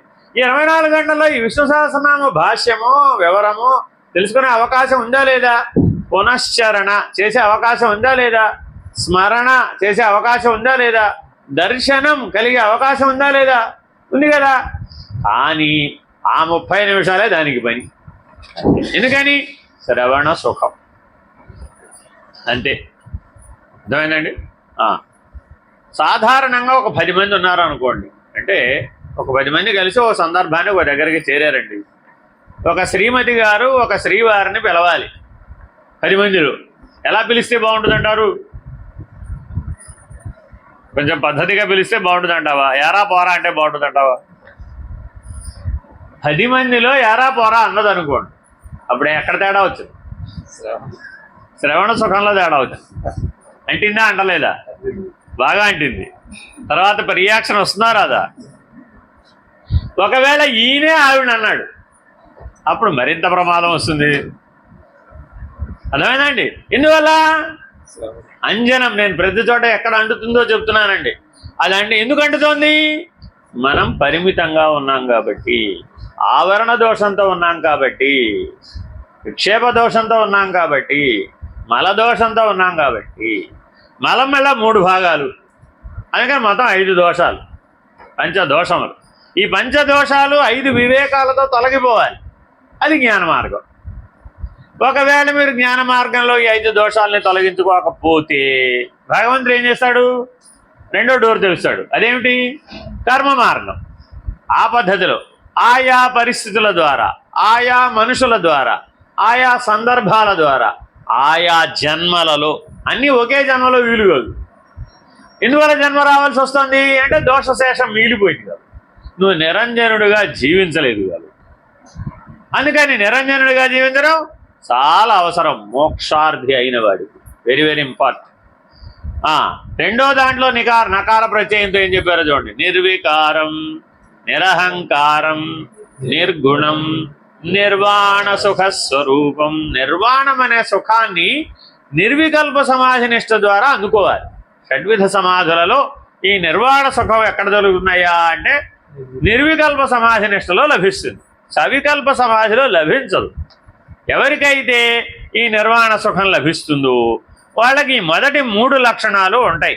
నిర్వికారం, నిరహంకారం, నిర్గుణం. ఈ 3 సమాధి నిష్టలో దాటితేనే నీకు నిర్వికల్ప సమాధి నిష్ట లభిస్తుంది. అందుకని మొదటి 3టికి ఎన్ని సమాధులు ఉన్నాయి? 5 సమాధులు ఉన్నాయి. సబీజ, నిర్బీజ, సవికల్ప, నిర్వికల్ప, సవికల్ప, నిస్సంకల్ప. నిర్వికల్పం అనేది చివరిది. అర్థమైందండి? సబీజ, నిర్బీజ, సంకల్ప లేదా సవికల్ప, నిస్సంకల్ప, అర్థమేనండి. ఆ తర్వాత అంతర బాహ్య, ఇలా ఆయా భేదాలతో ఉంటుందండి. ఈ సమాధి నిష్టలో నీకు లభించేదేమిటి అంటే నిర్వికారం, నిరహంకారం, నిర్గుణం, నిర్వాణం, ఇవి లభిస్తాయి. ఏమి వదిలేస్తాయి మనల్ని? ఆవరణ దోషం, మలదోషం, విక్షేప దోషం, అవి వదిలేస్తాయి. అందువలనే ఏకం సదా సర్వగతం. ఈ దోషములు ఎవరికైతే లేవో వాడు సర్వగతుడు. అందరిలో చైతన్యం ఉంది అని అంటుంటాం కదా, మనకు బాగా తెలిసేటి. ఊరికి అనుకుంటున్నామా తెలుసా? అదేమిటి నేను మనిషి అనుకుంటున్నానండి అంటే ఏది కరెక్ట్? మనిషిగా ఉండటం కరెక్ట్ అంటావా, మనిషి అనుకోవడం కరెక్ట్ అంటావా? ఉంటేనే కదా కరెక్ట్. అలాగే అందరిలో చైతన్యం ఉందని తెలిసంటే అది సత్యం, ఊహించంటే భ్రాంతి. అంటే శాస్త్రంలో చెప్పారు కదండి. మరి శాస్త్ర పద్ధతిగా ఓకే, శాస్త్ర నిర్వచనం ఎలా అది దారి చూపించడం వరకే దాని పని. ఒక టార్చ్ లైట్ వేసి చీకట్లో దారి చూపెట్టేటండి. ప్రయాణం ఎవరు చేయాలి? అది కూడా శాస్త్రమే చేయాలి. శాస్త్రానికి మోక్షంతో పని ఉంది, దానికి బాంధవం లేదు, మోక్షం లేదు, గొడవ ఉంది, దానికి గొడవ లేదు. అట్లాగే గురువు గారు కూడా ఎటువంటి వాడు? ఒక దారి చూపేటటువంటి వ్యక్తి, మార్గదర్శకుడు. మా అత్తగారితో పోట్లాడాల్సింది గురువు గారు. అందుగారండి మా అత్తగారు అసలు ఈ మధ్య సరిగా వ్యవహరించలేదు, కొద్దిగా ఆవిడతో పోట్లాడండి, నా తరఫున మిమ్మల్ని పెట్టుకున్నాను అన్నారు అనుకోండి. ఇప్పుడు ఏ గురువు గారు వచ్చి పోట్లాడతాడు? ఆయన ఏం పోట్లాడు. ఎందుకని? ఆయనకే ఆ బంధం లేదు, ఆ మోక్షంతోనూ ఆయనకి పనే లేదు. కాబట్టి జాగ్రత్తగా గుర్తుపెట్టుకోవాలంటే ఇది. అందుకని ఏకం సదా సర్వగతం, అందరిలో ఉన్న చైతన్య స్వరూపుడను నేనే అనే అనుభవం కలిగితేనే నిర్వాణం వస్తుంది, లేకపోతే రాదండి. ఇది గుర్తుపెట్టుకోవాలి. నిర్వాణం ఎందుకు లభించదండి? అందరూ ధ్యానం చేస్తారు, అందరూ సమాధి నిష్టను పొందుతారు, కానీ నిర్వాణ స్థితి వరకు ఎదగలేడు. ఎందుకని? హంస మంత్రానికి ఆఖరి మెట్టు నిర్వాణం. సాక్షాత్ ఈశ్వర హంసగా ఉంటాడు అనమాట. అప్పుడు ఎప్పుడైతే ఈశ్వర హంసగా ఉంటాడో అందరిలో ఉన్న చైతన్యం నేనుగా వాడికి అనుభూతం అవుతుంది.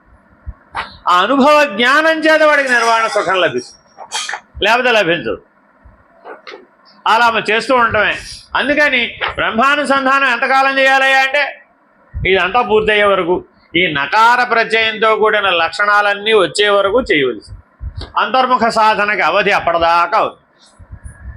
సరే, మూడవది నిర్వికల్పం నిరహంకారం నిర్లేపం నిర్మలం నిరంజనంచ ఏకం సదా సర్వసాక్షి స్వరూపం నిరంజనం భజే నిరంజనం భజే. మరలా మరో 4 చెప్తున్నారు. సంకల్ప వికల్పములు లేనిది, అహంకారము లేనిది, దేని చేతను అంటబడనిది, స్వచ్ఛమైనది, మచ్చలేనిది, ఎల్లప్పుడూ ఒకటే, అన్నిటికీ సాక్షిగా ఉన్నది, అట్టి నిరంజనాత్మను భజిస్తున్నాను. Very very important. నిర్వాణ సుఖం లభించిన తర్వాత అమ్మవారికి ఒక నామం ఉందండి, నిర్వాణ సుఖదాయిని. మేము అమ్మని పూజిస్తున్నాం, అయ్యని పూజిస్తున్నాం అన్న వాళ్ళందరికీ కూడా ఏం అడగాలట? ఆవిడ్ని ఆ నిర్వాణ సుఖం అందుకునేడు దేవమ్మ తల్లి అని అడగాలట. కానీ మానవుడు అదొక్కడే తప్ప మిగిలినవని అడుగుతాడు. మన కోరికల జాబితాలో ఎక్కడన్నా ఉందే అది? నిర్వాణ సుఖం అమ్మని అడిగాము ఎప్పుడన్నా? ఎందుకు అడగలేదు? వరుసగా నామాలు చదువుకుంటూ వెళ్ళిపోవడమేనా? అందులో అక్కడ లేదు అది. నిర్వాణ సుఖదాయిని, నిరంజన, నిర్లేప, నిర్గుణ, నిష్కళ అని నకార ప్రత్యయంతో 60 నామాలు ఉంటాయి లలితా సహస్రనామం. మరి అందులో నిర్వాణ సుఖదాయిని, అందులో అది కూడా ఉంది. కాబట్టి అమ్మవారి నామాలలో ఈ విశేషమైన నామం ఇది, నిర్వాణ సుఖదాయి. కాబట్టి అమ్మని ఉపాసించే వారందరూ ఏమడగాలట? నిర్వాణ సుఖాన్ని అడగాల. నిర్వాణ సుఖాన్ని అడిగితే ఈ పైన నకార ప్రత్యయ లక్షణాలన్నీ వచ్చేస్తాయి. కాబట్టి అమ్మ మనకి నిర్వికల్ప సమాధినిష్ట బిందు మండలంలో ఉన్నటువంటి త్రిపుర సుందరి మనల్ని అనుగ్రహించేది ఎలాగయ్యా అంటే, ఆవిడ బిందు మండల మధ్యస్థ కదా, అక్కడ మనం దృష్టి నిలిపినట్లయితే అక్కడ నుంచి స్రవించేటటువంటి నిర్వాణ సుఖాన్ని లభింపజేస్తుంది. కాబట్టి ఆ నిర్వాణ సుఖం అనుభవం కలిగినటువంటి వాళ్ళకే నిర్వికల్ప స్థితి తెలియబడుతుంది, లేకపోతే తెలియబడదు. ఎప్పటికీ నిర్వికల్ప స్థితి తెలియబడదు. నిర్వాణం అనే అనుభవ జ్ఞానం లేకుండా నిర్వికల్పం నిరహంకారం అవ్వడం కుదరదు. అందుకని ఎంతోమంది విచారణ చేసేవాళ్ళు కూడా ఈ నిర్వికల్పం నిరహంకారాన్ని మాటలలో చెప్పే ప్రయత్నమే చేస్తారు తప్ప అలా ఉండలేరు. ఎందుకు ఉండలేరు? అది అవ్వలేదు కాబట్టి ఏమిటయ్యా, ఏదైనా ఒక మాట చెప్తే ఏమవ్వాలంటే అది మాటగానే ఉందా? అయింది మాట అంటావా? అయిందే మాట. నిర్లేపం వెంటనే వేసేసారు చూడండి. నిరహంకారం అంటుకోవడానికి కారణం ఏమిటండి? మనం అన్నీ అంటించుకున్నామా లేదా? ఎలా? నేను నాదితో దేంతో అంటించుకున్నామంటే మన దగ్గర ఒక పెద్ద భగవంతుడు పుడుతూనే మనకు ఒక పెద్ద గమ్ ఇచ్చాడు. ఎప్పటికీ ఖర్చు కానటువంటి గమ్. అది అయిపోదండి, ఎంత వాడినా అవ్వదు. ఏమిటయ్యా అది? నేను నాది, అహంకారం మమకారం. ఈ గమ్మును వాడేం చేస్తున్నాం? అన్నీ అంటించుకుంటూ పోతున్నాం అంతే. మరి విడిపించాలంటే ఈ నకార ప్రత్యయాలున్న లక్షణాలే దానికి మందు, దాన్ని విడిపిస్తాయి. కాబట్టి నిర్లేపం అవ్వాలి అంటే నిరహంకారం అయితేనే తప్ప నాహంకర్త అని మాట కట్టడం లాభం లేదు. ఉదాహరణ చెప్తా. నేను ఒక 89 ఏళ్ళ ఆవిడికి పాఠం చెప్పడానికి వెళ్ళా. ఎన్నేళ్ళు ఆవిడికి? 89. మరి ఆవిడకి సగం చెవుడు వినపడదు. ఆల్రెడీ 2 కళ్ళకి గ్లూకోమా వచ్చింది. బ్రెయిన్కి ఏమో ఏమిటది, ఏదో వ్యాధి, అదేమిటో అల్జిమర్స్ వచ్చిందండి. గుర్తుండదు ఆవిడికి. ఇప్పుడు మీతో మాట్లాడుతుంది, మీరెవరు అంటుంది. మళ్ళీ 2వ నిమిషంలోనే 1వ నిమిషం గుర్తుపట్టానంటుంది. ఏమమ్మా నేను ఫలానా అంటే గుర్తొచ్చావు నువ్వు మీరు గుర్తు లేకపోవడం ఏమిటండి, అప్పుడు వచ్చారు కదా, అప్పుడు అంతా చెప్తుంది. మళ్ళా కాసేపు ఇటు తిరిగి చూసి మళ్ళీ మీరెవరంటుంది. ఇప్పుడు ఆవిడకి పాఠం చెప్పాలి. నేను ఏం చెప్పాలి? ఏకంగా పరబ్రహ్మ నిర్ణయం గురించి చెప్పాలి. వెళ్ళింది ఎవరితో? నిర్భయానంద స్వామి వారితో. ఆవిడేదో అడుగుతుందట, అయ్యా బాబు రోజు గొడవ చేస్తుంది ఫోన్లో, వచ్చాం కదా పాఠం చెప్పమన్నారు. ఆవిడ పరిస్థితి ఇది. ఆవిడేం చేసింది? ఏకంగా పెద్ద పుస్తకం పట్టుకొస్తే అందులో ఏం చెప్పాలంటే మరి సరే ఏదో చదవమ్మా అంటే ఆ చతుర్వ్యూహాన్న ఆడియో చెప్పామన్నమాట. అప్పుడు అదే ఆ చతుర్వ్యూహంలో చెప్తున్నాం పాఠం. ఏకంగా ఎక్కడ చెప్తున్నాం? కాలానికి అవతలు చెప్తున్న పాఠం. మరి ఇప్పుడు ఆవిడకి ఎగ్గేడు చేయాలి. నాహంకర్త అని ఒక అందులో ముగుస్తుంది. అది ముగిస్తే ఓ నాహంకర్తనేనా, అది నా చిన్నప్పుడే తెలుసు నాకు. నాహంకర్త హరేకర్త ఎప్పుడు అనుకుంటూనే ఉంటా నేను అన్నది. అంటే ఇప్పుడు మనకి తెలియదా? ఇప్పుడు అంటే ఇలా చాలా తెలుసు మనకి, కానీ అవేవి మనం నిత్య జీవితంలో ఉపయోగించలేదు. ఓకే, శాస్త్రగత సత్యాల కింద పెట్టుకున్నాం అంతే. అర్జునుడు సవ్యసాచి అని చెప్పి అనుకుంటే సరిపోతుంది. 2 చేతులతో యుద్ధం చేయడం రావాలి కదా. మహాభారతంలో వ్యాస భగవానుడు చివరికి వచ్చేసేప్పుడు కర్ణపర్వం వస్తుందండి. యుద్ధంలో కర్ణుడితో దుర్యోధనుడు అంటూ ఉంటాడు, ఏమిటయ్యా నాకు అర్థం కాదు, 6 రోజుల నుంచి యుద్ధం చేస్తున్నావు, అర్జునుడు వేసేస్తానని నా జీవితం అంతా చెప్పావు, ఇన్నిసార్లు వచ్చిన అవకాశం ఎందుకు లేదని అడుగుతాడు. అప్పుడు కర్ణుడు చెప్తాడండి, ఏమిటయ్యా అర్జునుడు అంటే సామాన్యుడు అనుకున్నావా నువ్వు? పశుపతిని పరమేశ్వరుని మెప్పించి పాశుపతం సంపాదించిన వాడు. పైగా ఆయన చేతిలో ఉన్న గాంధీవం ఎటువంటిది? అది అగ్నిదేవుని యొక్క వరప్రసాదం, అది వరుణదేవుని యొక్క ప్రసాదం. అది ఆయన అమ్ములున్నాయే, మా బాణాలు మేము నింపుకోవాలి ప్రతిదీ కూడా, అవి నింపక్కర్లేదు, అవి ఎప్పుడు అక్షయ తోణీరాలు. ఆయన 2 చేతులతో బాణాలు వేస్తాడు, మేము ఒక చేతితోనే వేస్తాం. మాకు ఆయనకి సాపత్యం ఏమిటయ్యా? ఆయన సాక్షాత్తు దేవేంద్ర వరప్రసాదంతో పుట్టినవాడు. పైగా వాసుదేవుడు అతనికి సారథి. పరమాత్మ అక్కడ ఎదురుకుండా ఉన్నాడయ్యా. ఇన్ని అవకాశాలు, ఇంత దివ్యత్వంతో ఉన్నటువంటి యుద్ధం చేసేయండి అర్జునుడిని గెలవడం అంటే సులభం అనుకున్నావా? ఏం మాట్లాడుతున్నావు? మనలో ఎవడు ఒక్కడు కూడా సరిసాటి అయిన వాడు ఒక్కడు కూడా లేడండి. కాబట్టి నువ్వు ఇప్పటికైనా నీకు తెలియడం లేదా సుయోధన, మనకు అపజయం ఖాయం అయిపోయిందని? నీకేనాడో భీష్ముడు పడిపోయినప్పుడే తెలిసి ఉండవలసింది, కనీసం ద్రోణుడు పడిపోయినా తెలిసి ఉండవలసింది. అలా లైన్లో పడిపోతూ నా దాకా కూడా వచ్చింది. నేను కూడా రేపటికి పడిపోతాను, నేను జయిస్తానని చెప్పడం లేదు, కానీ తెలుసుకోలేకపోతున్నావని చెప్తున్నాను అంటారు. కాబట్టి ఇప్పుడు కర్ణుడు యుద్ధం చేసే ముందు అతనికి తెలీదా? తెలుసు. అలాగే మనం కూడా ఏంటి, ఇప్పుడు కర్ణుడు వేరే ఉండాలా, అర్జునుడు వేరే ఉండాలా? Very very important. మనమంతా కర్ణుడు వేరే ఉంటాం, అన్నీ గూట్లో పెడతాం. అది ఎప్పుడు వాడడం ప్రయోజనం ఏమున్నప్పుడు? ఉపయోగం లేదు కదా. కాబట్టి జాగ్రత్తగా ఈ లక్షణాలతో జీవిస్తేనే ఇది మీకు సహజము సత్యము అవుతాయి అన్నమాట. సరే, నిర్వికల్పం, నిరహంకారం, నిర్లేపం, నిర్మలం. నిర్మల అని పేరు పెట్టుకోవాలంటారా, నిర్మలంగా ఉండాలంటారా? కానీ నిర్మల అనే పేరు చాలామందికి ఉంటుందా ఉండదా? ఉండాలని పాపం పెద్దలు అలా పెడతారు. ఇందులో చాలా పేర్లు ఉంటాయండి, మనుషుల పేర్లు ఇందులో అనేవి చాలా ఉంటాయి. నిర్మలం అయితేనే నిరంజనం, లేకపోతే నిరంజనం అవదండి. Very very important. అంటే మలదోష నివృత్తి. మలదోషములు త్రివిధములు: మాయిక మలము, మాయయే మలము, ఏమండి, ఆణవ మలము, మాయిక మలము, మాయయే మలము, కార్మిక మలము. ఇలా ఎన్నైనా ఎన్ని రకాలుగా చెప్పండి అమ్మా. తిరోధాన మలం, పంచమలములు అంటాం. కానీ ఇందులో ముఖ్యమైనవి మూడే. అంటే కార్మిక మలము, తిరోధాన మలము మనం పెంచుకున్నవి కాబట్టి వాటిని పెద్దగా పరిగణలో తీసుకోం జ్ఞాన మార్గంలో. కర్మ మార్గంలో మాత్రం కార్మిక మలము, తిరోధాన మలమునే పరిగణలో తీసుకుంటాం. అసలు వీడి జోడికి రాలేడు కాబట్టి. ఇందులో మొదటి ఉపదేశానికి ఆణవీ ఉపదేశం అని పేరు. అది ఆణవీ మలమును తొలగిస్తుంది. అర్థమైందండి? ఆణవీ మలం తొలగాలి అంటే 12 సంవత్సరాలు పడుతుంది. మాయిక మలం, రెండవ మలం ఏంటంటే అంటే మాయిక మలం, అది 12 సంవత్సరాలు పడుతుంది. మాయయే మలం, అది కూడా 12 సంవత్సరాలు పడుతుంది. ఎందుకనయ్యా అంటే ఆణవీ మలం కలిగిన వాడు జీవభావంలో ఉంటాడు, మాయిక మలం కలిగినటువంటి వాడు ఆత్మభావంలో ఉంటాడు.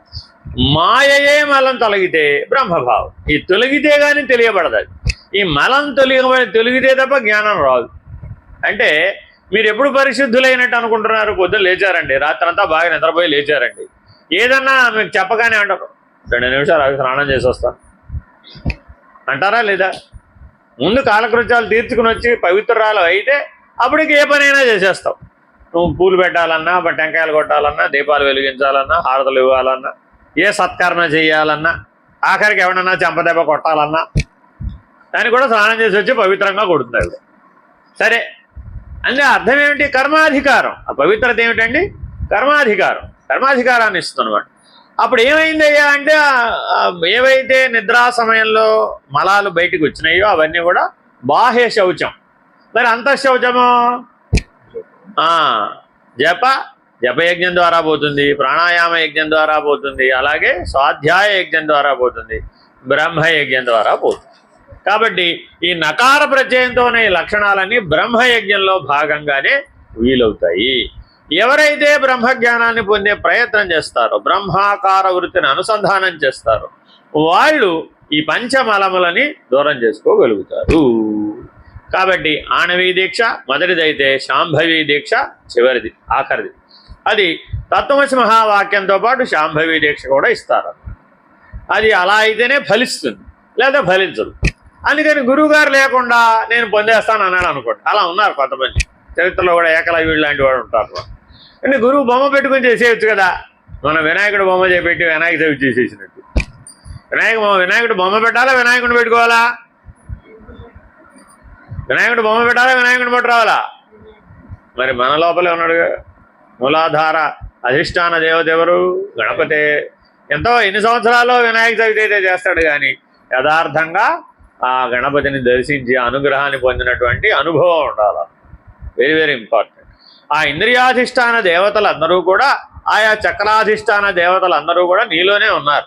అదే 5-5-25 పంచీకరణలో చెప్పేటటువంటి బ్రహ్మాండ పంచీకరణ అంతా దేవతా అధిష్టాన సముదాయంగా చెప్తాం అన్నమాట. పిండాండ పంచీకరణ అంతా ఇంద్రియాధిష్టాన సముదాయంగా చెప్తాం. ఇదేమో ఇక్కడ ప్రతీకగా ఉంది, పనిముట్టుగా ఉంది, అదేమో అధిష్టానంగా ఉంది. శక్తి రూపంగానేమో దేవత ఉంది, పదార్థ రూపంగానేమో ఇంద్రియం ఉంది. పనిముట్టు మరి కదా ఇది. కాబట్టి దాన్ని శక్తి రూపంగా గుర్తించగలిగే జ్ఞానాన్ని పొందినట్లయితే ఈ పదార్థం అప్రధానం అయిపోతుంది, పనిముట్టు అప్రధానం అయిపోతుంది.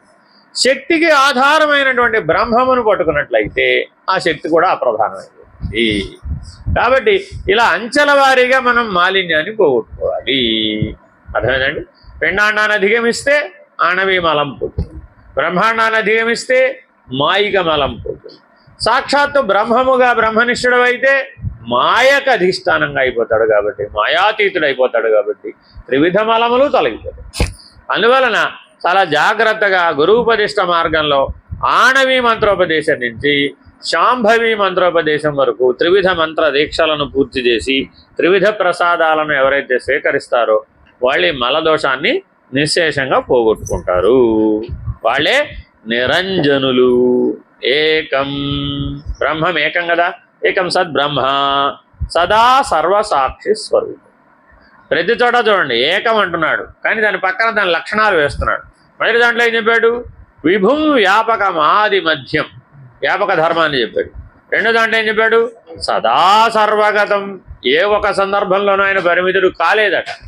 శాశ్వతుడుగా ఉన్నవాడు సదా సర్వగతంగా ఉన్నాడు, అన్నిటి యందు వ్యాపించి ఉన్నట్ట. మూడో దాంట్లోకి వచ్చేప్పటికి వ్యాపించి ఉండటమే కాదయా, సాక్షిగా కూడా ఉన్నాడు ఏకకాలంలో. కాబట్టి పరమాత్మ ఎలా ఉన్నట్ట? విశ్వమంతా వ్యాపించి ఉన్నాడు, ఏకకాలంలో ఆ విశ్వానికి సాక్షిగా కూడా ఉన్నాడు. విశ్వం విష్ణుర్వషట్కారో అంటున్నారు కదా, అంటే విశ్వమంతా ఎవరు వ్యాపించారా? విష్ణువే వ్యాపించాడు. కానీ ఆయనకి రెండు లక్షణాలు ఉన్నాయి, ఒకటి సర్వవ్యాపకుడు, రెండు సర్వసాక్షి. ఏకకాలంలో మనమండి వ్యాపిస్తే సాక్షిగా ఉన్నాం, సాక్షిగా ఉంటే వ్యాపించాం. ఎందుకని? ఒకటి ఉంటే ఒకటి ఉండవు మనకి. చూడండి, మీరు పని చేస్తున్నారు అనుకోండి, ఎవరైనా వచ్చి ఇంకో పని చెప్పి ఆగు, ఈ పని అవన్నీ ఆ పని చేస్తాను, రెండు పనులు ఒకసారి ఎలా చేస్తాను నేను అంటారా లేదా? భోజనం చేస్తూ ఒక ఆయన మాట్లాడుతున్నాడు, ఏమైపోతుంది అంటారు? పొల మారిపోతుంది, గొట్టం మారిపోతుంది, ప్రమాదం వస్తుంది. కాబట్టి జీవధర్మంలో ఇది వీలు కావడం లేదు. కానీ అదే ఆత్మభావంలో, బ్రహ్మభావంలో సర్వగతము, సర్వసాక్షి కూడా ఏకకాలంలో. అదే నిరంజనం. నిర్జరం నిష్కలమవ్యయంచ నిత్యం సదానంద సుఖస్వరూపం ఏకం సదా సర్వజగత్ప్రకాశం నిరంజనం భజే, నిరంజనం భజే.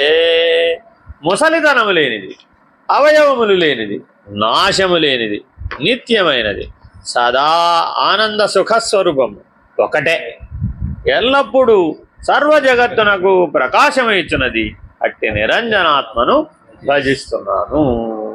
ఏమండి, మీలో ఎవరైనా సూర్యుడికి ప్రకాశాన్ని ఇస్తున్నారా అని మనం మానవులందరినీ అడిగామనుకోండి, పోనీ సకల జీవరాశిని అడిగామనుకోండి, ఏమండి అమీబా గారు సూర్యుడికి ప్రకాశాన్ని ఇచ్చేది మీరేనా అని అమీబా గారిని అడిగితే ఆవిడేమంటుంది? నా సంగతి ఒకటి నాకు తెలియడం లేదు, సూర్యుడి సంగతి నేనేం చెప్తాను. అదే ఆన్సర్ మనం కూడా చెప్తున్నాం. చూడండి, ఎవరినైనా పిలిచి ఏమంటే సూర్యుడికి ప్రకాశాన్ని ఇచ్చేది నువ్వేనా అని అడిగామనుకోండి, ఏ మానవుడైనా ఏమంటున్నాడు? నా సంగతి ఒకటి నాకు తెలియడం లేదు, ఇప్పుడు ఆ సూర్యుడి సంగతి ఎక్కడ తెలుస్తుంది? ఆయన ద్వారా ఆయన ప్రకాశిస్తున్నాడు బాబు, ఆయన పని అది. మధ్యలో నాతో ఆయనకి నాకేం సంబంధం లేదు. ఏమంటే సూర్యుడు మీకు ఏమవుతాడని ఎవరైనా అడిగితే ఏం చెప్తారంటే, సూర్యుడు మీకు ఏమవుతాడు? ఆయనకి నాకు ఏం సంబంధం లేదు. ఎందుకని? ఏ పాత్రోచిత ధర్మాలలో సూర్యుని యొక్క ప్రసక్తి లేదు. ఉందా? సూర్యుడు మీకు అన్నగారా, తమ్ముడు గారా? అన్న కాదు, తమ్ముడు కాదు. భార్య, భర్త? అది కాదు. పోనీ పిల్లాడు అనుకో, మీ కొడుకేనంటావా? సూర్యుడు అంతటి పుత్రుడు కనేటంత శక్తి నాకు లేదు ఆయన. ఎందుకని? ఆవిడెవరో కన్నది, మరి ఆవిడకుంది ఆ శక్తి. కశ్యప ప్రజాపతి సంతానం అది. మరి అంత స్థాయి దివ్యత్వం లేకుండా అటువంటి దివ్య పురుషులను కనగలగడదామా? సాధ్యం. కాబట్టి ఒప్పుకోవాలంటే మనలో ఏముండాలండి? ఇప్పుడు దివ్యత్వం అనే లక్షణం ఉండాలి. కాబట్టి మానవుడు ఎప్పుడు ఎవరితో సంబంధం పెట్టుకోవాలంటే ఇప్పుడు దివ్య పురుషుడితో. దైవీ సంబంధం, ఆత్మ సంబంధాన్ని కలిగి ఉండాలి, హృదయ సంబంధాన్ని కలిగి ఉండాలి. దివ్యమైనటువంటి సంబంధం ఏదయ్యా? ఏది దివ్యం? దేనికి ముసలితనం లేదు, అది దివ్యం. అర్థమైందండి? దేనికి ముసలితనం ఉందో అది భవ్యం. పరమాత్మ భగవద్గీతలో అంటాడు, నా కర్మలు దివ్యం, నీవు చేసేవి భవ్యం అంటాడు అర్జునుడు. అర్థమైందండి? ఏమయ్యా నువ్వు ఎప్పటి నుంచో ఆయన అంటాడు అనమాట, ఏమయ్యా ఏమిటి నాకు అర్థం కాదు, నేను సూర్యుడికి చెప్పాను, ఆయనకి చెప్పాను, నీకు చెప్పానంటావు ఏమిటి? నాతో పాటే పుట్టావు, నాతో పాటే ఆడుకున్నావు, నువ్వు నేను చిన్నప్పుడు ఆడుకున్నాం కదా, భావమరదలం కదా, నీ సంగతి నాకు తెలుసు, నా సంగతి నీకు తెలుసు, నేను ఎప్పుడెప్పుడు నానంటావు ఏమిటి? అందుకని ఏమం పరంపరా ప్రోక్తం. అర్థమైందండి? నేనే నీకు కొత్తగా చెప్పడం లేదే, అప్పుడు ఆయనకి ఏం చెప్పాను, ఇప్పుడు నీకు అదే చెప్తున్నాను అన్నాడు. కొత్తగా నేనే నీకు చెప్పడం లేదు, ఎవరైనా కొత్తగా చెప్తున్నానంటే ప్రమాదం అండి. బాగా గుర్తుపెట్టుకోండి. మేము కొత్త విధానాన్ని కనుక్కున్నాం, కొత్త ప్రమాణాన్ని కనుక్కున్నాం, కొత్త సాంప్రదాయాన్ని కనుక్కున్నాం, కొత్త విధి విధానాలను కనుక్కున్నాం అని ఎవరైనా అన్నారంటే వాటితో ప్రమాదం ఉంటుంది. ఎందుకని? అది నిన్నగాకమని పుట్టింది, గ్యారంటీ ఉందో లేదో తెలియదు దానికి. అర్థమైందండి? ఇప్పుడు అర్జెంటుగా మీ ఇంట్లో పని చేయడానికి, అన్ని పనులు చేయడానికి ఒక రోబోట్ కనిపెట్టేశారంట జపాన్లో. ఒకటి తెచ్చేసుకుంటే మనకి ఇంట్లో ఏ పని చేయక్కర్లేదు అన్నారు అనుకోండి. ఎంతమంది కొనుక్కుంటారంటారు? ఇండియాలో ఉన్న వాళ్ళందరూ ఏమడుగుతారు? గ్యారంటీ ఉందా? ఈమె మనం ఒకళ్ళే అడుగుతాం, నీకు ఎవరు అడగరు. బయట ఏ దేశంలో కూడా ఎవరు అడగరు, ఒక ఇండియన్సే అడుగుతారు. ఏమిటి?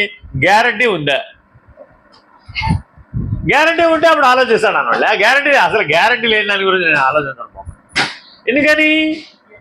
ఎప్పుడో పుట్టి ఇప్పుడే పోయే బోల్డ్ ఉంటాయి. అయ్యా బాబు, వాటి గ్యారంటీ లేదు పోడు అంతేనా కదా? అంటే శాశ్వతమైన దాన్ని మాత్రమే మనం స్వీకరించే బుద్ధి కలిగినటువంటి జీవన విధానం కలిగి ఉన్నాం అన్నమాట.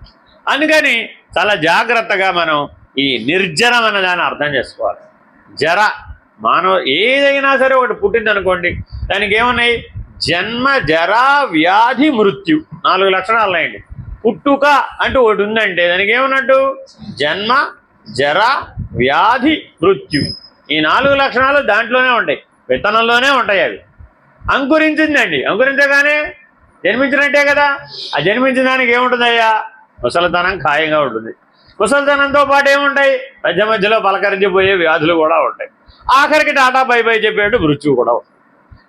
ఎందుకంటే పుట్టేది కాబట్టి అది ఒకటి పుట్టిందంటే ఖాయం. జన్మ, జరా, వ్యాధి, మృత్యువులు అనేవి దానికి సహజ లక్షణాలు. ఈ 4 లక్షణాలకి భవ్యములని పేరు. ఏమిటండి ఇవి? భవ్యములు.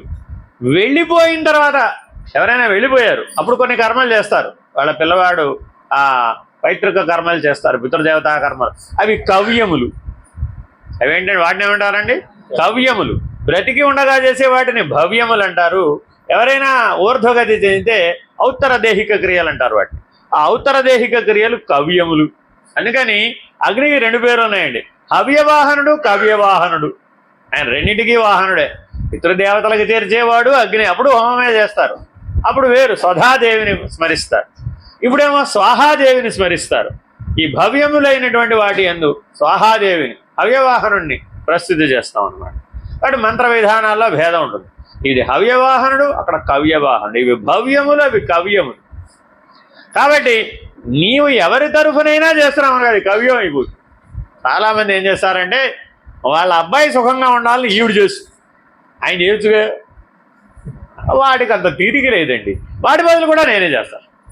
ఓరే రామ, వాడు పోయిన తర్వాత ఎలాగో వాడి పిల్లాడు వాడు చేస్తారు, వాడు చేస్తే ఇప్పుడు నువ్వు చేయక్కర్లేదు, నీ గురించి నువ్వు చేసుకోవాలి. నువ్వు విడుదల కావడానికి చేయమంటమాట. తాను బంధమోచనం పొందకుండా మరొకరికి ఎవరికో ఉత్తమ గతులు ఎలా కలిగిస్తావు? కలిగించలేవు. పుత్రుడు కూడా ఉత్తర దేహిక క్రియల్లో అతనికి ఉత్తమ గతి కలిగించాలి. వెళ్ళిన వాడికంటే వీడికి ఉత్తమ గతి ఉంటే ఆయన కలిగిస్తాడు, వీడికే లేకపోతే ఆయనకేం కలిగిస్తాడు? ఈయనకే ఏం తపోయజ్ఞం ఫలం లేదండి. తపస్సు చేసినటువంటి, ఇంద్రియ నిగ్రహం ఉన్నటువంటి, స్వాధ్యాయ యజ్ఞం చేసినటువంటి, జపయజ్ఞం చేసినటువంటి ఏ బలము ఇతని దగ్గర లేదండి. ఈయనే ఓటిగా ఉన్నాడండి. తాను లేవలేనమ్మా మరొక ఆవిడకి లేవడానికి సహాయం చేస్తానంటట. ఎలా కుదురుతుంది? ఇప్పుడు కింద కూర్చుంటే లేవడానికి ఆవిడకి చేత కావట్లేదు. నేను గ్యారంటీగా నీకు లేచి సహాయం చేస్తానని పక్కన లేవలేని ఆవిడకి చెప్తాను. ఇక ఆవిడ ఎప్పుడు నమ్మాలి? ఈవిడ్ని ఎప్పుడు నమ్ముతుంది? ఆవిడ ఆల్రెడీ లేచి ఉంటే నన్ను లేపుతుందిరా బాబు అని అనుకో. ఆవిడ ఈవిడ చతికిల బిడే ఉంది. ఇప్పుడు నేను లేపుతానంటే ఇది ఎప్పటికయ్యి అంతేనా కాదా? అని మనం రోజువారీ కర్మలలో ఇలాగే చేస్తున్నాం. మన పక్క వాళ్ళందరికీ సాయం చేస్తామని అంటున్నావా లేదా? Don't worry, I will help you. కానీ ఎప్పుడు హెల్ప్ యూ? నీవు నిరంజనుడవై ఉంటే, నీవు నిర్వికారుడవై ఉంటే, నీవు నిరహంకారుడవై ఉంటే, నీవు నిర్గుణవై ఉంటే, నీవు నిర్మలుడవై ఉంటే, నీవు నిర్వికారుడవు నిరాకారుడవై ఉంటేనే, ఈ నకార ప్రత్యయ లక్షణాలతో నీలో బలం ఉంటే అప్పుడు నువ్వు వాడికి సహాయం చేయడానికి వీలవుతుంది. కాబట్టి శాశ్వత సహాయం, జ్ఞాన మార్గంలో సహాయం చేయాలి అంటే తప్పక ఈ లక్షణాలను స్వాధీనం చేసుకున్నటువంటి వాడై ఉండాలి. ఎవరికైతే ఈ లక్షణాలన్నీ ఉంటాయో వాడికి చైతన్యం స్వాధీనమై ఉంటుంది. మనకి ఇప్పుడు ఏ స్వాధీనంలో లేవు? శరీరం మన స్వాధీనంలో ఉందంటారా? లేదు, ఓడిపోయింది. ప్రాణం స్వాధీనంలో ఉందంట. శరీరమే లేకపోతే ప్రాణం ఎక్కడి నుంచి ఉంటుంది? శరీరం కంటే సూక్ష్మమైంది కదా ప్రాణం. దాని తర్వాత మనస్సు, దాని తర్వాత బుద్ధి. ఈ 4 అవతల ఉన్నది చైతన్యం. ఆ చైతన్యాన్ని స్వాధీనపరుచుకున్నవాడే బ్రహ్మనిష్ఠుడు అవుతాడు, వాడే జీవన్ముక్తుడు అవుతాడు, లేకపోతే కాలేడండి. కాబట్టి నీ లక్ష్యం ఏమిటి? చైతన్యాన్ని స్వాధీనపరుచుకోవాలి. అందుకని అవతార మెహర్ బాబా చైతన్య స్వాధీనతను పుస్తకం రాశారు, మౌన సంజ్ఞలతో చెప్పారు, అది రాశారనమాట. ఆ చైతన్య స్వాధీనత చాలా విశేషమైనటువంటి బ్రహ్మనిష్టకి చాలా అవసరం. అందులో ఈ నకార ప్రత్యయంతో ఉన్న లక్షణాల గురించి ఏకరవ పెడతారు. కాబట్టి ఈ నకార ప్రత్యయం ఉన్న లక్షణాలన్నీ ఎవరైతే అనుభవ జ్ఞానంతో సాధిస్తారో వాళ్ళు తప్పక బ్రహ్మనిష్ఠులు అవుతారు. నిర్జరం నిష్కలం అవ్యయం, వెరీ వెరీ ఇంపార్టెంట్. 16 కళలండి. చంద్రుడికి ఎన్ని కళలు? 16. 16వది పూర్ణ కళ, అర్థమైందండి? దాని అవతలది నిష్కళ. 16 దాటాలి. 17, 18, 19, 20, 21, 36, 96 దాకా ఉంది నిష్కళ. 96కి అవతల ఉన్నది నిష్కళ, పూర్ణమది. 100వది నిష్కళ. కానీ సాధనలో మనం ఎక్కడి దాకా ఎక్కగలమయ్యా అంటే తిథి నిత్యా దేవతలు 16 వరకే ఎక్కగలం. 16 ఎక్కడ, 96 ఎక్కడ, 100 ఎక్కడ? ఎందుకని ఇదంతా ఈ బ్రహ్మానుసంధానంలోనే సాధించబడాలి. ఆత్మానుసంధానంతో 16వ కళ దాకా వెళ్ళవచ్చు, అర్థమైందండి? ఆత్మభావం ఆత్మనిష్ఠులై మీరు 16వ కళ దాకా వెళ్ళవచ్చు, మానవులందరూ వెళ్ళవచ్చు. దీనికి వాళ్ళే ఎలిజిబుల్ వీళ్ళు ఎలిజిబుల్ అన్న గొడవ లేదు. కానీ 16 నుంచి 100 దాకా వెళ్తే కానీ నిష్కళ నిర్ణయం కాదు. ఆ 100వది 100వ కళ నిష్కళ, అర్థమైందండి? అక్కడ దాకా చేరాలి. అవ్యయంచ, దానికి వ్యయం లేదు. కళకి వ్యయం ఉంటుంది, ఏ కళకైనా వ్యయం ఉంటుందండి. ఎందుకని? చంద్రుడు అవ్యయుడు కాదు, క్షీణిస్తూ ఉంటాడు, వృద్ధి చెందు. కానీ నిజానికి క్షీణిస్తున్నాడా చంద్రుడు, వృద్ధి చెందుతున్నాడా? అక్కడికి వెళ్ళి చూసామండి. మన వాళ్ళందరూ రాకెట్ వేసుకుని చంద్రుడి మీదకి వెళ్ళారా లేదా? మన వాళ్ళు ఇక్కడ ఉన్నవాళ్ళు మేము ఎలా కనబడుతున్నాం అని అడిగారు. మీకు కావాలంటే ఆ ఇంటర్వ్యూ చూసుకోండి. మేము ఎలా కనబడుతున్నామంటే आपको कैसे दिख रहा है అంటే అప్పుడు ఆయన మీరు కూడా 4 చంద్రుడిలాగానే కనబడుతున్నారు. అక్కడి నుంచి చూస్తే ఈ భూమి కూడా ఎలా ఉంది? మరో చంద్రుడు. ఎందుకని? ఆ సూర్యకాంతి ప్రతిఫలన కాంతి దీని మీద పడింది, అర్థమైందండి? కాబట్టి నిజానికి మాట్లాడితే వృద్ధి క్షయాలు లేవు. ఎప్పుడు? నిష్కళ లేక పూర్ణ కళ అనేటువంటి 100వ స్థితిలో ఉన్నాం. అందుకని బ్రహ్మమును పూర్ణమని చెప్తాం, అపూర్ణం కాదు అది. దాన్ని దేంతోనో నింపడము కుదరదు, దాన్ని వెలితి చేయడము కుదరదు, దానికి వృద్ధి క్షయాలు లేవు. కాబట్టి అది అవ్యయం, అటువంటిది నిష్కళ. అప్పుడే అది నిత్యం, సదానంద సుఖస్వరూపం.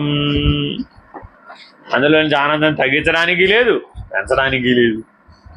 అందువలన ఆనందో బ్రహ్మ అంటానికి కారణం ఏమిటంటే ఈ పై లక్షణాలన్నీ ఉండటం చేత అది ఆనందో బ్రహ్మ.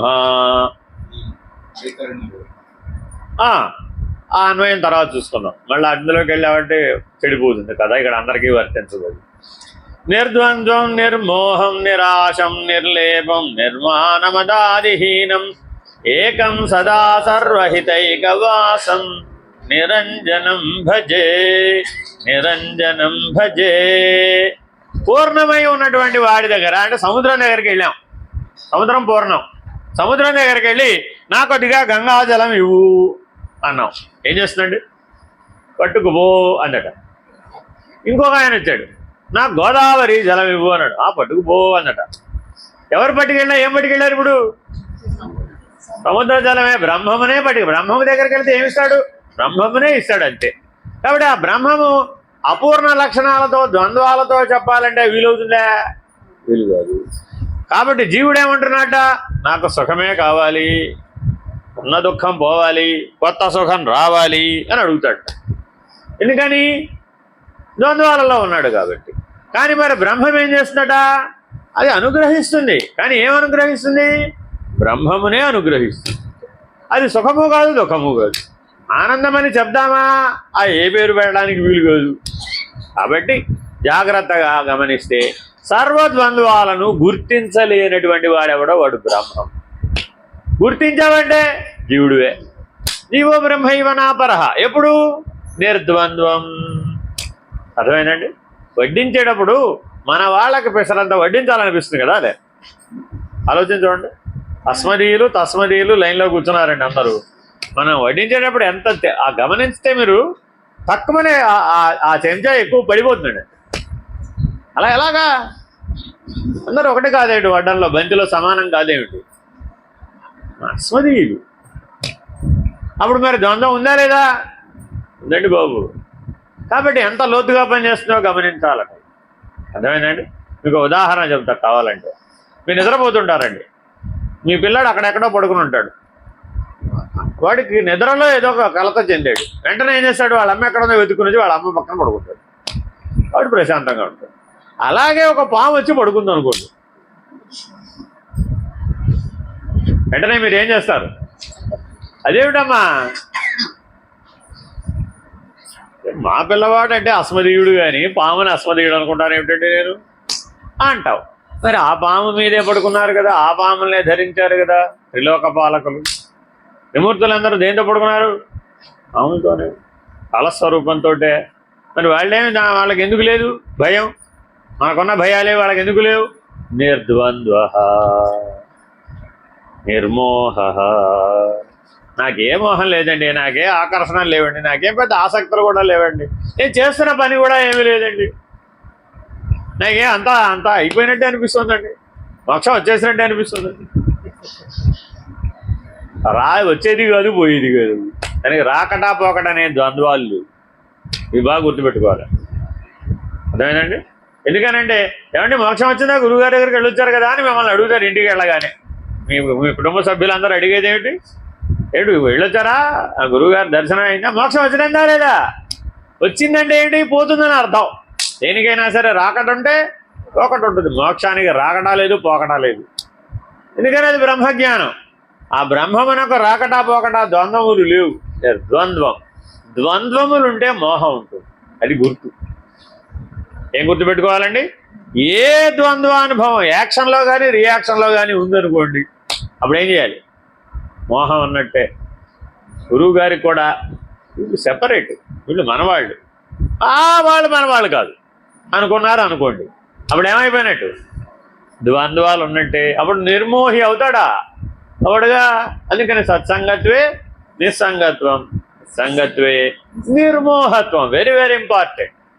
ఆ సంగత్వం అనే దోషం ఉందనుకోండి, అప్పుడు అస్మదీయులు వేరే తస్మదీయులు వేరే. మాయాబజార్ సినిమాలో వాడికి అంటం రాదు, అవునా కదా? అంటారు రాకపోతే ఘటోత్కచ ఏమంటాడు? పర్వాలేదులే, వాడికి భావనలో సరిపోయింది. అంటారు రాకపోతే భాష సరిగ్గా రాకపోయినా పర్వాలేదు, వీడికి బాగా అర్థమైంది. పాండవులు అస్మదీయులు, కౌరవులు తస్మదీయులు అది తెలిసిపోయిందండి వాడికి. అది చాలట, వేసేయి వేరతాడు రెండు అంట. అట్లాగే మనం కూడా అస్మదీయులను ఒకలాగా తస్మదీయులను ఒకలాగా చూసే విధానం ఆ యాక్షన్ రియాక్షన్ లోపల ఉన్నా. అందుకని భగవంతుడి దగ్గరికి వెళ్ళి అందరూ ఏమని చెప్పుకుంటారట? అందరూ బాగుండాలి, అందులో నేనుండాలి.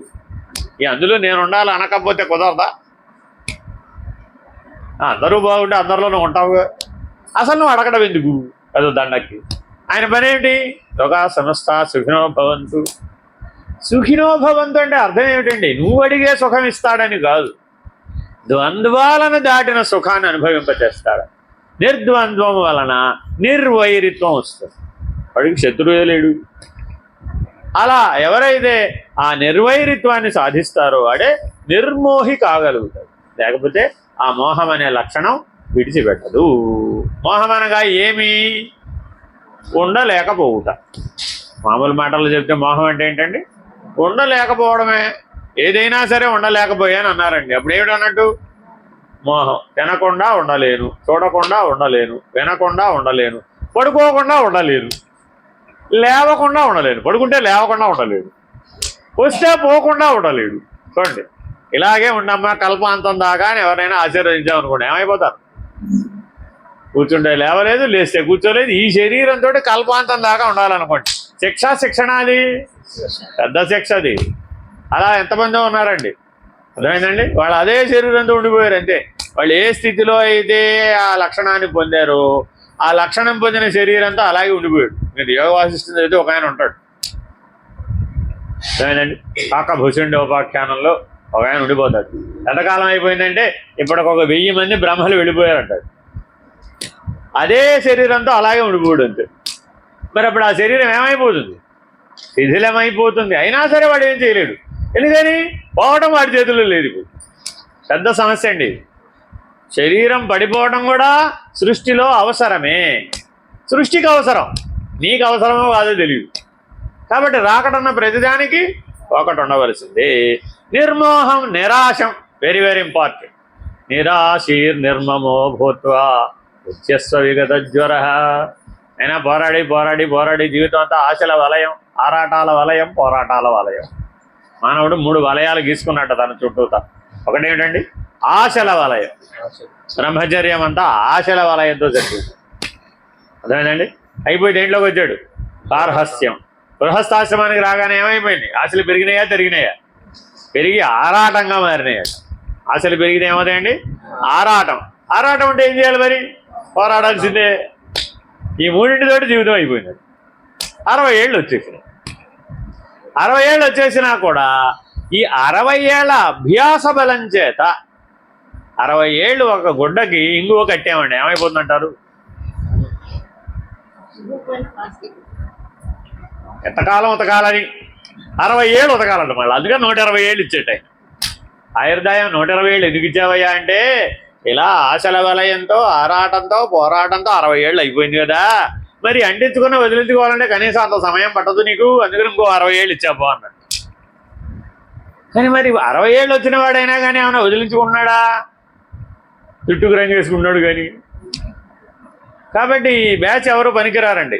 స్థూల శరీరానికి ప్రాధాన్యత ఇస్తూ దాని అలంకారానికి ప్రాధాన్యత ఇచ్చేవారు ఎవరు కూడా జ్ఞాన మార్గానికి పనికిరారు, సందేహం లేదు అందులో. అందుకని ఏమంటున్నాడు? నిరాశి. ఆశ దేంతో ప్రారంభమైందంటే ఈ శరీరాన్ని చక్కగా ఉంచుకోవాలి. అయ్యో, శరీరం ఆద్యంకాల ధర్మ సాధనం కర్మ సాధనం కదండి, మీరేమిటి శరీరాన్ని సరిగా చూసుకోవద్దంటారేమిటి? అయినా నీలో ఆశ మొదలైంది. జిగీష. జీవించి ఉండాలి, అందంగా జీవించి ఉండాలి, ఆనందంగా జీవించి ఉండాలి, ఆరోగ్యంగా జీవించి ఉండాలి. ఇంకెన్ని లక్షణాలు ఇవన్నీ ఏమిటండి? అదే ఆశల వలయం. ఈ ఆశల వలయంలోనే చిక్కుకుని నీవు జ్ఞానాన్ని కోల్పోయావు, స్వరూప జ్ఞానాన్ని కోల్పోయావు. నిర్లేపం నిర్మాణమదాదిహీనం. మనము మానము మర్యాద ఉండాలంటారా అక్కర్లేదంటారా? మానం అంటే గౌరవం, ఇవి గుర్తుపెట్టుకోవాలి. మానం అంటే ఏంటండి? గౌరవం. మానవుడు అందరూ గౌరవంగా జీవించాలనుకున్నారా లేదా? అలాగే ఆ గౌరవం వల్ల వచ్చిన మత్తుతో జీవించాలనుకున్నారా లేదా? ఈ గౌరవం అనేది ఒక మత్తు అండి. ఒకసారి ఆ మత్తు కనుక తలకెక్కిందంటే దించాలంటే చాలా కష్టం. అర్థమైందండి? సరే, ఉదాహరణ చెప్తా మీకు. మీ శ్రీవారు, ఆడపిల్లలు ఎక్కువ మంది ఉన్నారు కాబట్టి అదే ఉదాహరణ చెప్తా. మీ శ్రీవారు బాగా ఉద్యోగానికి వెళ్ళాడు, బయటికి వెళ్ళాడు, అవునా కదా? లోపలికి తలుపు కొట్టాడు, మీరు తలుపు తీశారు. మీరు పలకరించడం ఎప్పుడు పలకరించాలి? తలుపు తీయగానే పలకరించాలా? కాఫీ ఇచ్చేప్పుడు పలకరించాలా? ఓ 2 రోజులు ఆగి పలకరిస్తే బెటర్ అంటావా? ఆ వచ్చిన మూడు బట్టి డిసైడ్ చేస్తానండి అంటావా? కానీ మరి ఆ పలకరింపులో గౌరవం ఉందా లేదా? ఉందండి, చూసుకోండి. మీరు పలకరించలేదండి, ఏమవుతుందంటారు? ఏమైనా అవుతుందంటారా అవదంటారా? అయ్యే అవకాశం ఉంది, అవ్వకపోవడమే. గౌరవం లభించలేదు అక్కడ, అంతేనా కాదా? సరే, అది గుర్తుపెట్టుకుంటాడా లేదా? ఏమండి, సందర్భం వచ్చినప్పుడు దెప్పి పొడుస్తాడా లేదా? ఎందుకని? గౌరవం వల్ల వచ్చిన మత్తు. ఆ మత్తే మదం. 8 మదములు ఉన్నాయండి, అట్లా 8 రకాల మదములు ఉన్నాయి. ఇవన్నీ మన విజ్ఞానమయ కోశాన్ని ఆవరించేటటువంటి మాలిన్యములు. విక్షేప దోషం ఏంటండి? ఇది అయిపోయింది, ఆవరణ దోషం చెప్పేశాం. విక్షేప దోషం. ఈ విక్షేప దోషం మనలో మదం అనే రూపంలో బలంగా ఉంటుంది. అది హీనం, లేవు. నిర్మాణమదాదిహీనం. ఎవ్వరు గుర్తించరు జ్ఞాని. ఎందుకనండి? తళుకు బెళుకు రాళ్ళు తట్టెడైననేమి నికమైన నీలం ఒక్కటే చాలు కదా. నికమైన నీలం ఒకటే ఉంటుంది, కానీ ఎందులో ఉన్నది? తట్టెడు బుట్టెడు రాళ్లలో కలిసిపోయి. ఇప్పుడు దాన్ని గుర్తించడం సులభమేనా? గుర్తించలేవు. ఈ రాళ్ళు ఎప్పుడైనా నీలాన్ని గుర్తిస్తాయా? ఎందుకని? అది అంతే, సృష్టి ధర్మం అది. కాబట్టి జ్ఞాని ఎప్పుడు ఎలా ఉండాలట?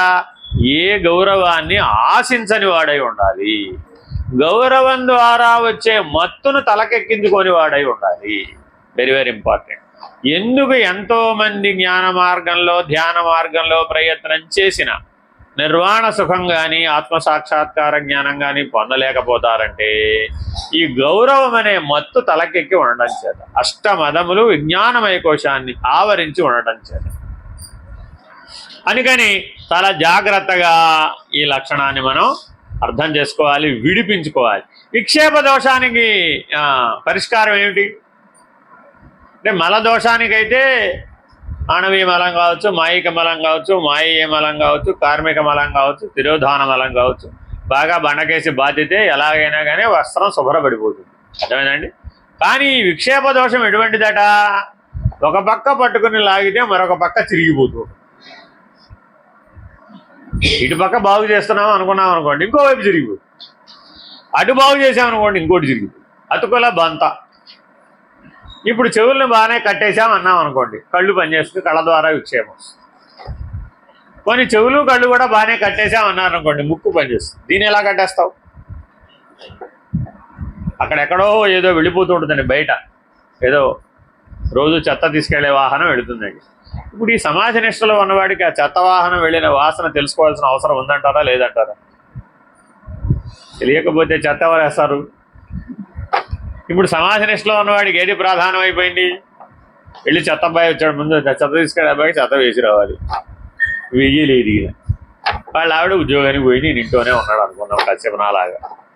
అప్పుడు ఏమైంది? చెత్త వేయలేదు. సాయంత్రం వచ్చింది ఆవిడ. కనీసం ఇంట్లో చెత్త కూడా బయట వేయలేవా? నాకు అర్థం కాదు. వాళ్ళ చెత్త అబ్బాయి వచ్చినప్పుడే ధ్యానం చేయాలి నువ్వు. అప్పుడు ఏమైంది? నిర్మాణమదాదిహీనం, గౌరవ భంగం. అప్పుడు నీ పోస్ట్ ఎక్కడ దాకా వచ్చేసింది? నీ సమాజ నిష్ట ఎవరికి కావాలి? ముందు ఇక్కడ రోజువారీ చెత్త తీసుకెళ్ళి ఇవ్వకపోతే రోజువారీ సమస్య, మర్నాటికి పెద్ద సమస్య అయిపోతుంది. వర్షాకాలం ఎవరికి చెప్పుకోవాలి ఈ సమస్యలన్నీ? నీకే నువ్వు హాయిగా కూర్చొని ధ్యానాలు జబాదులు చేస్తుంటావు అన్నారు అనుకోండి. ఇప్పుడు అది మరి నీకు భంగమేనా కాదా? ఎప్పుడు స్వీకరించావు అప్పుడు ఏమైపోయింది? స్వీకరించగానే ఏమైంది? ఆ రోష కలుషిత కషాయం అంతా కూడా తలకెక్కేసి. కాబట్టి చాలా జాగ్రత్తగా ఉండాలండి ఈ విక్షేప దోషం. ఇది లోపల ఉంటుంది, బయట కూడా ఉంటుందండి. ఇవేమీ లేవు, అంతా బాగానే ఉంది, సుఖంగానే ఉంది, ఏ డిస్టర్బెన్స్ కూడా లేదండి. సవ్యంగా కామ్గా ఉంది, ప్రపంచం అంతా ప్రశాంతంగా నిద్రపోతున్నారు. అప్పుడు నీకు అసలు విక్షేప దోషం వచ్చే అవకాశం ఏముంది? ఏమి లేదుగా. హాయిగా కూర్చున్నాడండి, ప్రశాంతంగా కూర్చున్నాడు. ఆయన ఎవరో డిస్టర్బ్ చేసిన వాళ్ళు లేరు. కానీ లోపల ఉన్నటువంటి చిత్త ప్రవృత్తి ఏం చేస్తుంది? విక్షేప దోషాన్ని మేల్కొలిపి అప్పుడు నువ్వు ఎవరూ చూడటం లేదు కదా, రహస్యంగా చేసే పనులు ఏమైనా ఉంటే ఇప్పుడు చేద్దాం అంతే. వాళ్ళ ఆవిడకి చెప్పకుండా ఓ ₹1,00,000 ఎక్కడో భద్రంగా దాచిపెట్టాలనుకున్నాడు. ఎప్పుడు దాచిపెడతాడు? వాళ్ళ ఆవిడ నిద్రపోతున్నప్పుడు, ఇంట్లో వాళ్ళందరూ నిద్రపోతున్నప్పుడు జాగ్రత్తగా దాన్ని తీసుకెళ్ళి ఎక్కడో లాకర్లో పెట్టేసి, ఎవరికి తెలియకుండా తాళం వేసేసి, ఆ తాళం చెవి తీసుకెళ్ళి ఎక్కడో మాంత్రికుడిలో ఇలాగా సప్త ద్వీపాల అవతల దాన్ని చిలక పంజరంలో పెట్టేసినట్టు పెట్టేసాడు అనుకో, ఇది మర్చిపోతాడు. అప్పుడు ఏమైపోయింది? ఇదంతా దాని గురించి వెతుకుతాడు అర్ధరాత్రి సమాధి నిష్టలో కూర్చుని. అప్పుడెప్పుడో ఏదో మర్చిపోతావే, ఆ మరిచిపోయిన సంగతులన్నీ నువ్వు ధ్యానం చేసేటప్పుడు సమాధి నిష్టలో కూర్చునేటప్పుడు గుర్తుకు తెస్తుంది. అది విక్షేప దోషం అంటే.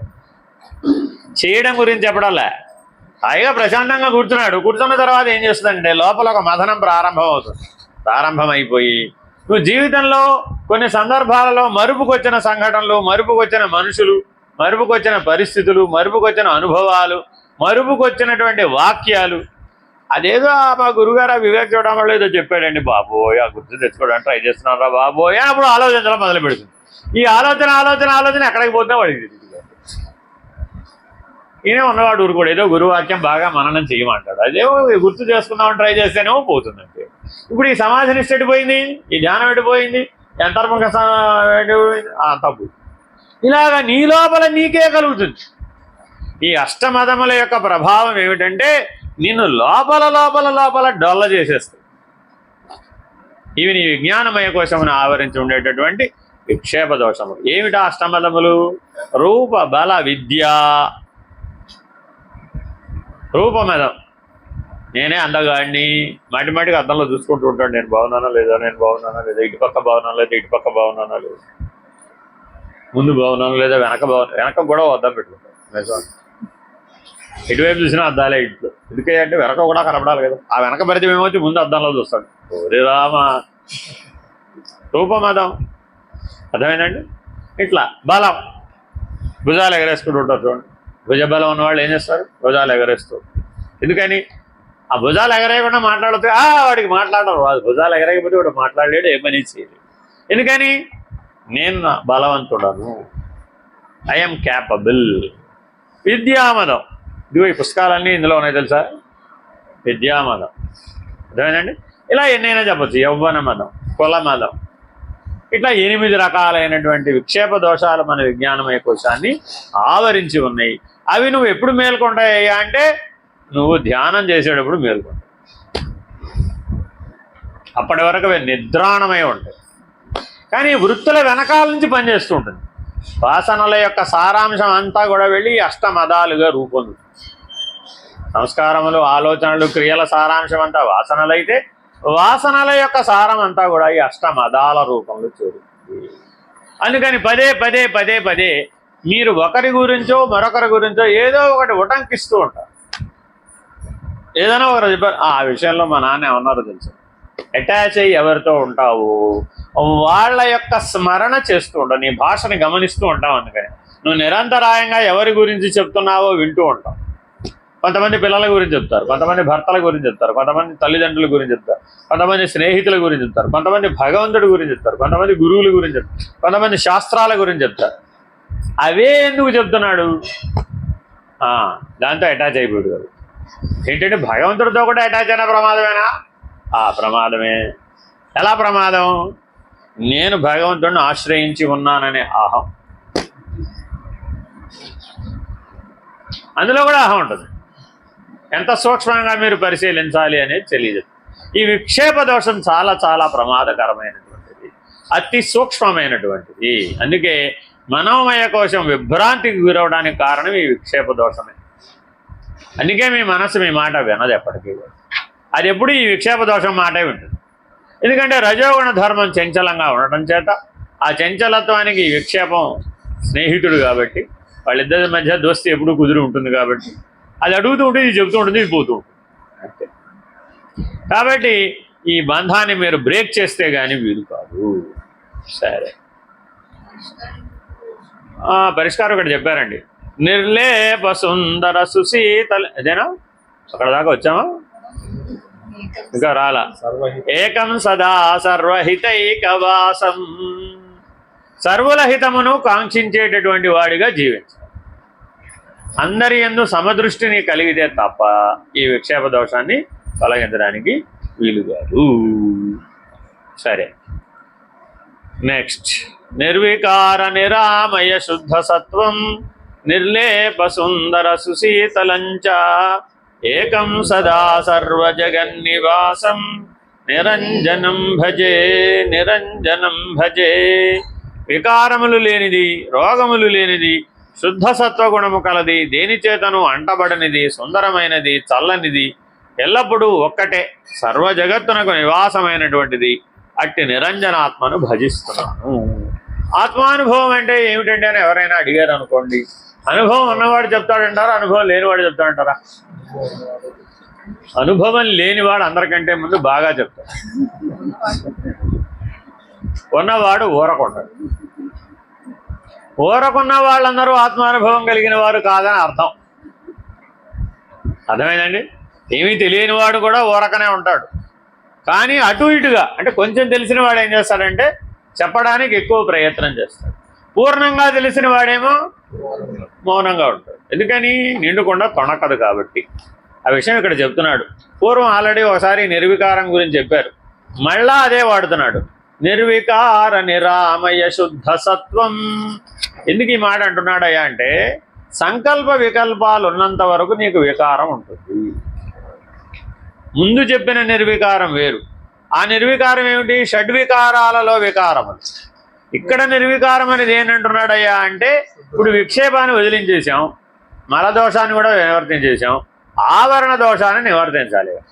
ఆవరణ దోషాన్ని నివర్తించాలి అంటే ఏం చేయాలయ్యా అంటే సంకల్ప వికల్పాలను త్యజించాలి. సంకల్పమే బంధము, నిస్సంకల్పమే ముక్తి. ఆ వికారం పొందకూడదు.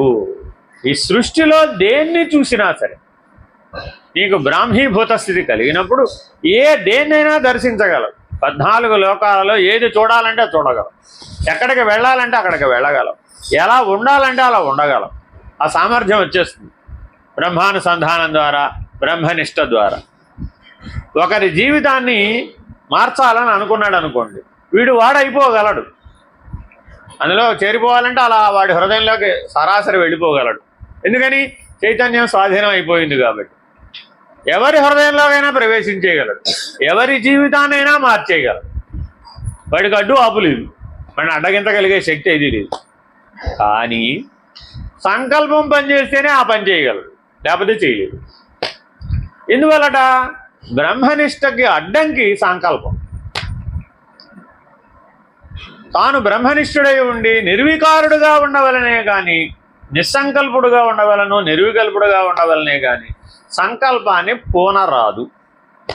అర్థమేనండి? పూనితే ఏమైపోతుందండి? మళ్ళా ఆ బ్రహ్మనిష్ట నుంచి కిందకు వచ్చేస్తుంది. కాబట్టి చాలా జాగ్రత్తగా ఉండవలసినటువంటి స్థితి అన్నమాట. నిర్వికారం నిరామయం. ఎందుకని? ఏ లోకానికి సంబంధించిన వాడు కాదు ఈ బ్రహ్మం. 14 లోకాల్లో ఏ లోకంలో ఉంటాడండి? ఏ లోకంలోనూ ఉండడు. అదేమిటండి? ఆయన పరం అవతల ఉంటాడు. ఈ లోకములందంతటా వ్యాపించే ఉంటాడు. ఈ వ్యాపించిన వాడు సాక్షిగా కూడా ఉంటాడు. ఇవేం వీడితో పని లేకుండా ఆవల కూడా ఉంటాడు. అందుకని పరమాత్మ. ఎందుకని పరమాత్మ? ఆయన ఆత్మగా అంతటా వ్యాపించాడు, అంతటా సాక్షిగా కూడా ఉన్నాడు. ఇవేమీ లేకపోయినా కూడా ఆయన ఉంటాడు, అవతల ఉంటాడు, అంటకుండా ఉంటాడు, సంబంధం లేకుండా ఉంటాడు. అసలు ఇవి ఉన్నాయనే గుర్తింపే లేదు ఆయన. పరమాత్మకి చతుర్దశ భువనములు ఉన్నాయనే గుర్తింపే లేదు. ఈ గుర్తింపుతో పని లేకుండా ఉంటాడు. కారణం ఏంటంటే నిర్వికల్పుడు కాదు, ఏ సంకల్పము లేదు. ఉంటేనే గుర్తించడానికి వీలవుతుంది, లేకపోతే గుర్తించలేదు. కాబట్టి నిరామయుడు. ఆయనకి ఏ లోకము లేనివాడు. పాపం మనకన్నా ఓ లోకం ఉంది, ఓ ఇల్లు ఉంది, ఓ ఆశ్రయం ఉంది, మనకు చాలా ఉన్నాయి, పరమాత్మకు లేనివి. అవన్నీ మరి ఉపయోగించాలంటారా, ఉపయోగించగలేదంటారా? ఆ ఉపయోగించడం వల్లనే జీవుడుగా ఉన్నాడు. ఇవన్నీ నావేని అనుకోవడం, ఇవన్నీ నాకున్నాయని అనుకోవడం చేతనే జీవుడు అయ్యాడు. ఆయన నాకు ఇవేవి వద్దు అనుకున్నాడు. లోకం అక్కర్లేదు, ఇల్లు అక్కర్లేదు, శరీరం అక్కర్లేదు, ఇంద్రియాలు అక్కర్లేదు, వ్యవహారం అక్కర్లేదు. మనం ఏది కావాలనుకున్నామో పరమాత్మ దగ్గర అవేవి అక్కర్లేదు. వీటన్నింటినీ అక్కర్లేదు అనగలిగే శక్తిని సంపాదించాలి జ్ఞానం ద్వారా. అప్పుడు మాత్రమే అది వీలవుతుంది. నిర్లేప సుందర సుశీతలంచ. నిర్లేపం. లేపం అంటే ఏమంటారు దాన్ని? ఆయింట్మెంట్, పూసేది, పూయటానికి ఉపయోగపడుతుంది. కోటింగ్ వేయడానికి పనికి వస్తుంది. నిర్లేపం, నో కోటింగ్, నో కవరింగ్, యథాతథం. ఉన్నది ఉన్నట్టుగా, ఉన్నవాడు ఉన్నట్లుగా ఉంటాడట, అంతే. ఎవరింటికి వెళ్తేనో నటించాలనే ప్రసక్తి ఆయనకి లేదు. మనం ఎట్లా ఉంటామండి? అత్తగారింట్లో ఒకలాగా నటిస్తాం, అమ్మగారింటికి వెళితే మరొకలాగా నటిస్తాం, తోడుకోడల ఇంటికి వెళితే బ్రహ్మాండంగా నటిస్తాం. ఆడపడుచుగా ఉంటే అప్పుడు నటన వేరు. ఆయా పాత్రోచితమైన నటనల ద్వారా వారిని మెప్పించే ప్రయత్నం చేస్తాం. పరమాత్మ ఎవరిని మెప్పించడు, అసలు రెండోవాడు లేడు. ఆయన ఒక్కడే ఉన్నాడట, ఎప్పుడూ ఆయన ఒక్కడే ఉన్నాడు. అసలు సృష్టే పుట్టలేదు ఆయన దృష్టిలో. పరమాత్మ అంటే ఎవరండి? అసలు సృష్టే పుట్టలేదు, ఎప్పుడూ ఆయన ఒక్కడే ఉన్నాడు, అంతే. ఒక్కడున్నాడనే తెలివి లేకుండా ఉన్నాడు, నేనున్నాననే ఎరుక లేకుండా ఉన్నాడు ఆయన పరమాత్మ. మరి అప్పుడు ఆయన సుందరుడే అని అంటావా లేదంటావా? సౌందర్యానికి నిర్వచనం ఏమిటంటావు? అద్దంలో ప్రతిబింబం చూస్తే కానీ సౌందర్యానికి నిర్వచనం చెప్పలేము. కాబట్టి విశ్వం దర్పణ దృశ్యమాన నగరీ తుల్యం. ఒకసారి తన ప్రతిబింబాన్ని చూసుకుంటే బాగుండు అనుకున్నట్ట, అంతే విషయం వచ్చేసి మనమంతా వచ్చేసాం. ఆయన చూసుకుందాం అనుకోవడం ఎందుకు, మనమంతా రావడం ఎందుకు అని మనం అంటే ప్రయోజనం ఉందే? వాడు అనుకుంటాడు, అనుకున్నప్పుడు ప్రళయం వస్తుంది. ఆ ప్రతిబింబం ఆయనలో లయం అయిపోవడమే ప్రళయం. విశ్వ ప్రళయం అంటే ఏమిటయ్యా? పరమాత్మ చూసించాలి అనుకున్నట్టు, అంటే ఈ లీల చాలే అనుకున్నట్టు, ఈ ఆట చాలే అనుకున్నట్టు. అప్పుడు ఏమైంది? మరలా ఆయనలోకి లయం అయిపోయింది. అదిటా సుందరం అంటే. సత్యం, శివం, సుందరం. ఆ సుందరం గురించి చెప్తున్నాం, ఈ సుందరం గురించి కాదు. అర్థమైందండి? ఈ సుందరం చాలా ప్రమాదం వీడితో. అర్థమైంది? ఆ సుందరం ఏమిటది? అది సత్యం, శివం, సుందరం. అంటే సృష్టి ప్రళయ దాన్ని ఏమంటారండి? ప్రళయహేతు కారణకర్త. ఆ సుందరానికి నిర్వచనం ఏమిటండి అంటే సృష్టి ప్రళయహేతు కారణకర్త ఇది సుందర. ఏ సౌందర్యం చేత అనంత విశ్వాన్ని తన ప్రతిబింబంగా బయటికి తీసుకుని వచ్చి హేళగా, లీలగా, ఖేలగా విశ్వమును ఆటలాడి పునః తనలో లీనం చేసుకునే క్రియ ఉన్నదే అదిటా సౌందర్యం అంటే. దాన్ని ఏమంటారు? అందుకని విశ్వప్రళయ హేతు కారణకర్త ఇది సుందర. సరే, సుశీతలంచ. అబ్బా, శీతలం అంటే మన శీతలం వేరు, మన వ్యవహారం వేరు. ఏసీ వేస్తే శీతలం, ఏసీ తీసేస్తే ప్రమాదం. సో ఈ శీతలం, ఈ తాపోపశమనాల గురించి చెప్పడం లేదు అక్కడ. సుశీతలం అందుకనే సు వేశారండి. ఆ సు అన్న శబ్దం సుసంగతం అన్నమాట, అలా వేశారు. ఏకం సదా సర్వజగన్నివాసం. Very very important. అర్థమైందండి? అది ఎటువంటిదయ్యా? ఆ పరబ్రహ్మము ఇప్పుడు ఏకమే. నిర్వాణ శాంత పరమాత్మరూపం నిత్యతృప్త పరమానందమూర్తిం ఏకం సదా సర్వసుఖప్రదాతారం నిరంజనం భజే, నిరంజనం భజే. మళ్ళా నిర్వాణం అని రెండోసారి వేశారండి. ఇది బ్రహ్మ నిర్వాణం. అక్కడ మొదటి చెప్పిన నిర్వాణం జీవభావం నుంచి ఆత్మభావం మధ్యలో నిర్వాణం. ఇది ఎక్కడ చెప్తున్నారు? బ్రహ్మభావం నుంచి పరబ్రహ్మ నిర్ణయానికి వచ్చేటువంటి బ్రహ్మ నిర్వాణం. అది ఎటువంటిదట? శాంతం. అసలు విశ్వమే పంచకార్యములు లేవట, అదిట శాంతం అంటే. పంచకార్యములు అంటే పంచక్రియలు ఏమిటి? సృష్టి, స్థితి, లయ, తిరోధాన అనుగ్రహాలు. ఈ పంచక్రియలు లేని స్థితిని శాంతం అంటున్నారు. సృష్టి విశ్వ ఆవిర్భావానికి ముందు ఏదైతే ఉందో అది శాంతం. పరమాత్మ రూపం అది నిత్యతృప్తం. ఎందుకని? అందులో ఏ చలనములు లేవు, ఏ కదలికలు లేవు, అచలం. అందుకని అజో నిత్య శాశ్వతోయం పురాణో నిత్యం నా హన్యమానే హన్యే శరీర. ఏవీ లేవు, శరీరాలు లేవు, శరీరీ లేవు, క్షరాక్షరలు పుట్టలేదు, కేవల పురుషోత్తముడు మాత్రమే ఉన్నాడు. అది నిత్యతృప్తం, అది పరమానందమూర్తి. అందుకే పరమశబ్దం ఇక్కడే వేశారు. ఏకం సదా సర్వసుఖప్రదాతారం. ఆ పురుషోత్తమ స్థితే సార్వజనీనమైనటువంటిది, సార్వకాలికమైనటువంటిది, సర్వసుఖప్రదమైనటువంటిది. నిర్లేప నిర్వాణ సుఖప్రదాత్రీం నిత్యానంద పరమేశ్వరీం పరాం ఏకం సదా సర్వజగత్ప్రసూతిం నిరంజనం భజే, నిరంజనం భజే. దేని చేతను అంటబడనిది, మోక్ష సుఖమును ఇచ్చినది, నిత్యానంద స్వరూపిణి పరమేశ్వరి, పరమైనది ఒక్కటే, ఎల్లప్పుడూ సర్వజగత్తునకు జన్మనిచ్చినది అట్టి నిరంజనాత్మను భజిస్తున్నాను. కాబట్టి ఈ పురుషోత్తమ స్థితిని అందుకోవడానికి సహకరించే అమ్మవారికి నమస్కారం. హరి ఓం శ్రీ గురుభ్యో నమః. హరి ఓం. పూర్ణమద పూర్ణమిదం పూర్ణాత్ పూర్ణముదచ్యతే పూర్ణస్య పూర్ణమాదాయ పూర్ణమేవావశిష్యతే. ఓం తత్సత్. ఓం శాంతి శాంతి శాంతి. హరి ఓం శ్రీ గురుభ్యో నమః. హరి ఓం. నారాయణ నారాయణ.